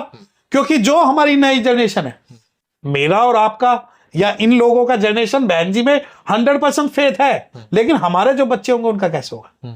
हमने और आपने जो सामाजिक संघर्ष की राजनीति सीखी है, इनफैक्ट बीच में एक पीढ़ी का जो एक गैप आ चुका है, हाँ, सामने जो पीढ़ी तैयार की थी, हाँ, उससे अगली पीढ़ी का एक गैप आ ही गया। नहीं, जो साहब की पीढ़ी थी, हाँ, उसकी नेक्स्ट जनरेशन हम है, हाँ, लेकिन हमारी नेक्स्ट जनरेशन, हाँ, अगर आज आप 20-25 साल के बच्चे से पूछ लो बसपा के लिए कुछ करेगा, तो कहेगा नहीं करूंगा, चाहे वो उत्तर प्रदेश का हो, चाहे वो दिल्ली का हो। लेकिन अगर कोई 40, 50, 35 साल का जिसने संघर्ष देखा है, वो उसको पता है कि हाँ, हमारे पूर्वजों ने क्या किया, हमारे पुरखों ने क्या किया। अब जब मैं कहता हूं कि रोड पे आना है, रोड पे आने का मतलब लट पिटाई करना, संघर्ष करना नहीं है, रोड पे आके हमें जुड़ना भी है। बहुत शुक्रिया doctor Satyaprakash Gautam ji, thank you. आप वकील भी हैं और बहुत ज्ञान से भरपूर भी हैं। ये लंबा भी हो सकता था पॉडकास्ट, जी, और मुझे लगता है कि दर्शकों को बहुत सारा इसमें चर्चा, मसाला, और जिसे कहते हैं कि विपक्षियों के, विरोधियों के, जो बहुजन राजनीति के विरोधी हैं, उनका रिबटल भी मिल गया होगा। अब एक काम करिएगा, इसको जब भी आप जहां भी सुन रहे हैं, चाहे फेसबुक पे, चाहे यूट्यूब पे, इसे डाउनलोड कर लीजिए, इसकी छोटी छोटी क्लिप निकालिए, जो भी जरूरी बातें हैं, जो भी जरूरी अंश है आपको लगता है, उनको आप शेयर करिए, रील के तौर पे, शॉर्ट्स के तौर पे, अपने अपने फेसबुक प्रोफाइल पे शेयर करिए। और जो बातें कही हैं वकील साहब ने, जो चर्चा हम कर रहे थे, उसमें बहुत कुछ पॉजिटिव भी है, उसका जिस तैयार करिए। ऐसा नहीं है कि चीजें नहीं हो सकती, चीजें पॉजिटिव डायरेक्शन में भी मूव कर रही हैं। और कहीं ना कहीं उत्तर प्रदेश का जो एक वर्ग है, उसमें सभी समाज के लोग हैं, वो जरूरत भी महसूस कर रहे हैं कि काश वो दौर, वो शासन बहन जी का वापस आ जाए तो चीजें बेहतर हों। चाहे वो रामजीलाल सुमल वाले मामले पे, यहाँ तक कि क्षत्रिय समाज भी मान रहा है कि बहन जी एक नेता थी जिनका एक तरीका था डील करने का, और ऐसी घटनाएं घटित नहीं होती। लेकिन ये सब सपा की तरफ से निकल के आ रहा है, क्योंकि उनकी राजनीति का आधार ध्रुवीकरण है कि इधर से कुछ बोला गया तो उधर मुस्लिम वोट कंसोलिडेट हो जाएगा। और एक बात मैं आपको बताऊं कि आपने जो जिक्र किया यूट्यूबर्स और टीम बिल्डिंग के बारे में, तो मैंने गूगल फॉर्म बना के पोस्ट किया था, उसमें जो रिस्पांस आया वो ओवरवेलमिंग आया है। तो मैं उसे कंपाइल कर रहा हूं, कोशिश है कि वो तब तक 403 विधानसभाओं में, प्रत्येक विधानसभा में हमारे पास टीम बिल्डिंग हो रही है, तो हम उस पर ट्रेन करके लोग कंटेंट क्रिएशन का काम संभालेंगे। इस काम को देखिए, हमें कहीं ना कहीं से स्टेप लेना होगा, हाँ, और एक्शन का रिएक्शन होना जरूरी है। हाँ, अगर बहुजन समाज पार्टी को 2027 में आना, हाँ, है तो बहुत सारी पॉलिसीज को चेंज करके लड़ना पड़ेगा, हाँ, और हमें किसी लालच के बिना, क्योंकि सर हम पत्रकार की भूमिका में हैं और हम कभी भी बसपा के प्रचारक के रूप में नहीं। अगर आप पत्रकारों के बिहाफ पे इस बात को कह रहे हैं, तो मैं वकीलों के बिहाफ पे आपको एक बात कह रहा हूं, क्योंकि मैं अपनी क्रेडिबिलिटी या एक प्रोफेशनल एथिक्स की वजह से मैं कभी भी पार्टी के लिए, जिसे कहते हैं खुल के हम वोट नहीं मांगते, नहीं मांग सकते।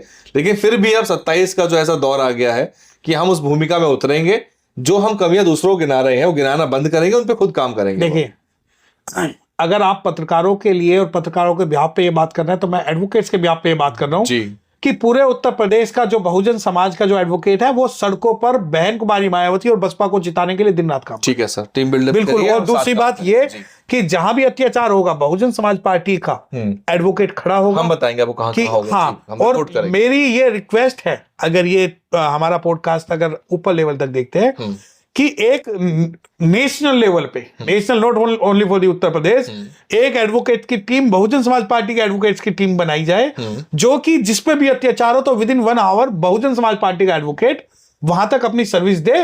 वो एक सोशल मूवमेंट पे काम होगा, ताकि लोग हमसे जुड़ेंगे, और इसके लिए हमारा और हमारी टीम का जो भी योगदान चाहिए बहुजन समाज पार्टी को, हम दिन रात पूरी टीम जो है तैयार। ठीक है, बहुत शुक्रिया, और उन दर्शकों को धन्यवाद जिन्होंने इस लंबे से 1-1.25 घंटे के पॉडकास्ट को सुना। उम्मीद है कि आप इसे जब भी सुनना शुरू करेंगे पूरा देखेंगे। अब लाइक करिए, शेयर करिए और कमेंट करिए। एक कमेंट नहीं करिए, क्योंकि बहुत सारे विषयों पर बहुत सारी बातें हुई हैं, तो उन सभी विषयों पर अब क्या कुछ विचार है कमेंट करिए, क्योंकि ये जो पॉडकास्ट या जो इंटरव्यू है ये केवल व्यूज के लिए नहीं करे जा रहे, इसके पीछे एक पूरी योजना है कि चीजें बेहतर हो सके, बदल सके, और ये प्रयास लगातार जारी रहेगा। अगले जो कुछ इंटरव्यू रिकॉर्ड होने वाले हैं उसमें प्रोफेसर विवेक कुमार साहब का नाम है, वो दिल्ली में नहीं थे इसलिए हम नहीं कर पाए। बने रहिए, इस तरह की और विश्लेषण चर्चाएं आपके सामने लाते रहें। धन्यवाद सर। थैंक यू, जय भीम। DNN हिंदी को सब्सक्राइब करने के लिए दबाएं लाल रंग का सब्सक्राइब बटन और घंटी का बटन दबाकर ऑल नोटिफिकेशंस पर क्लिक करें।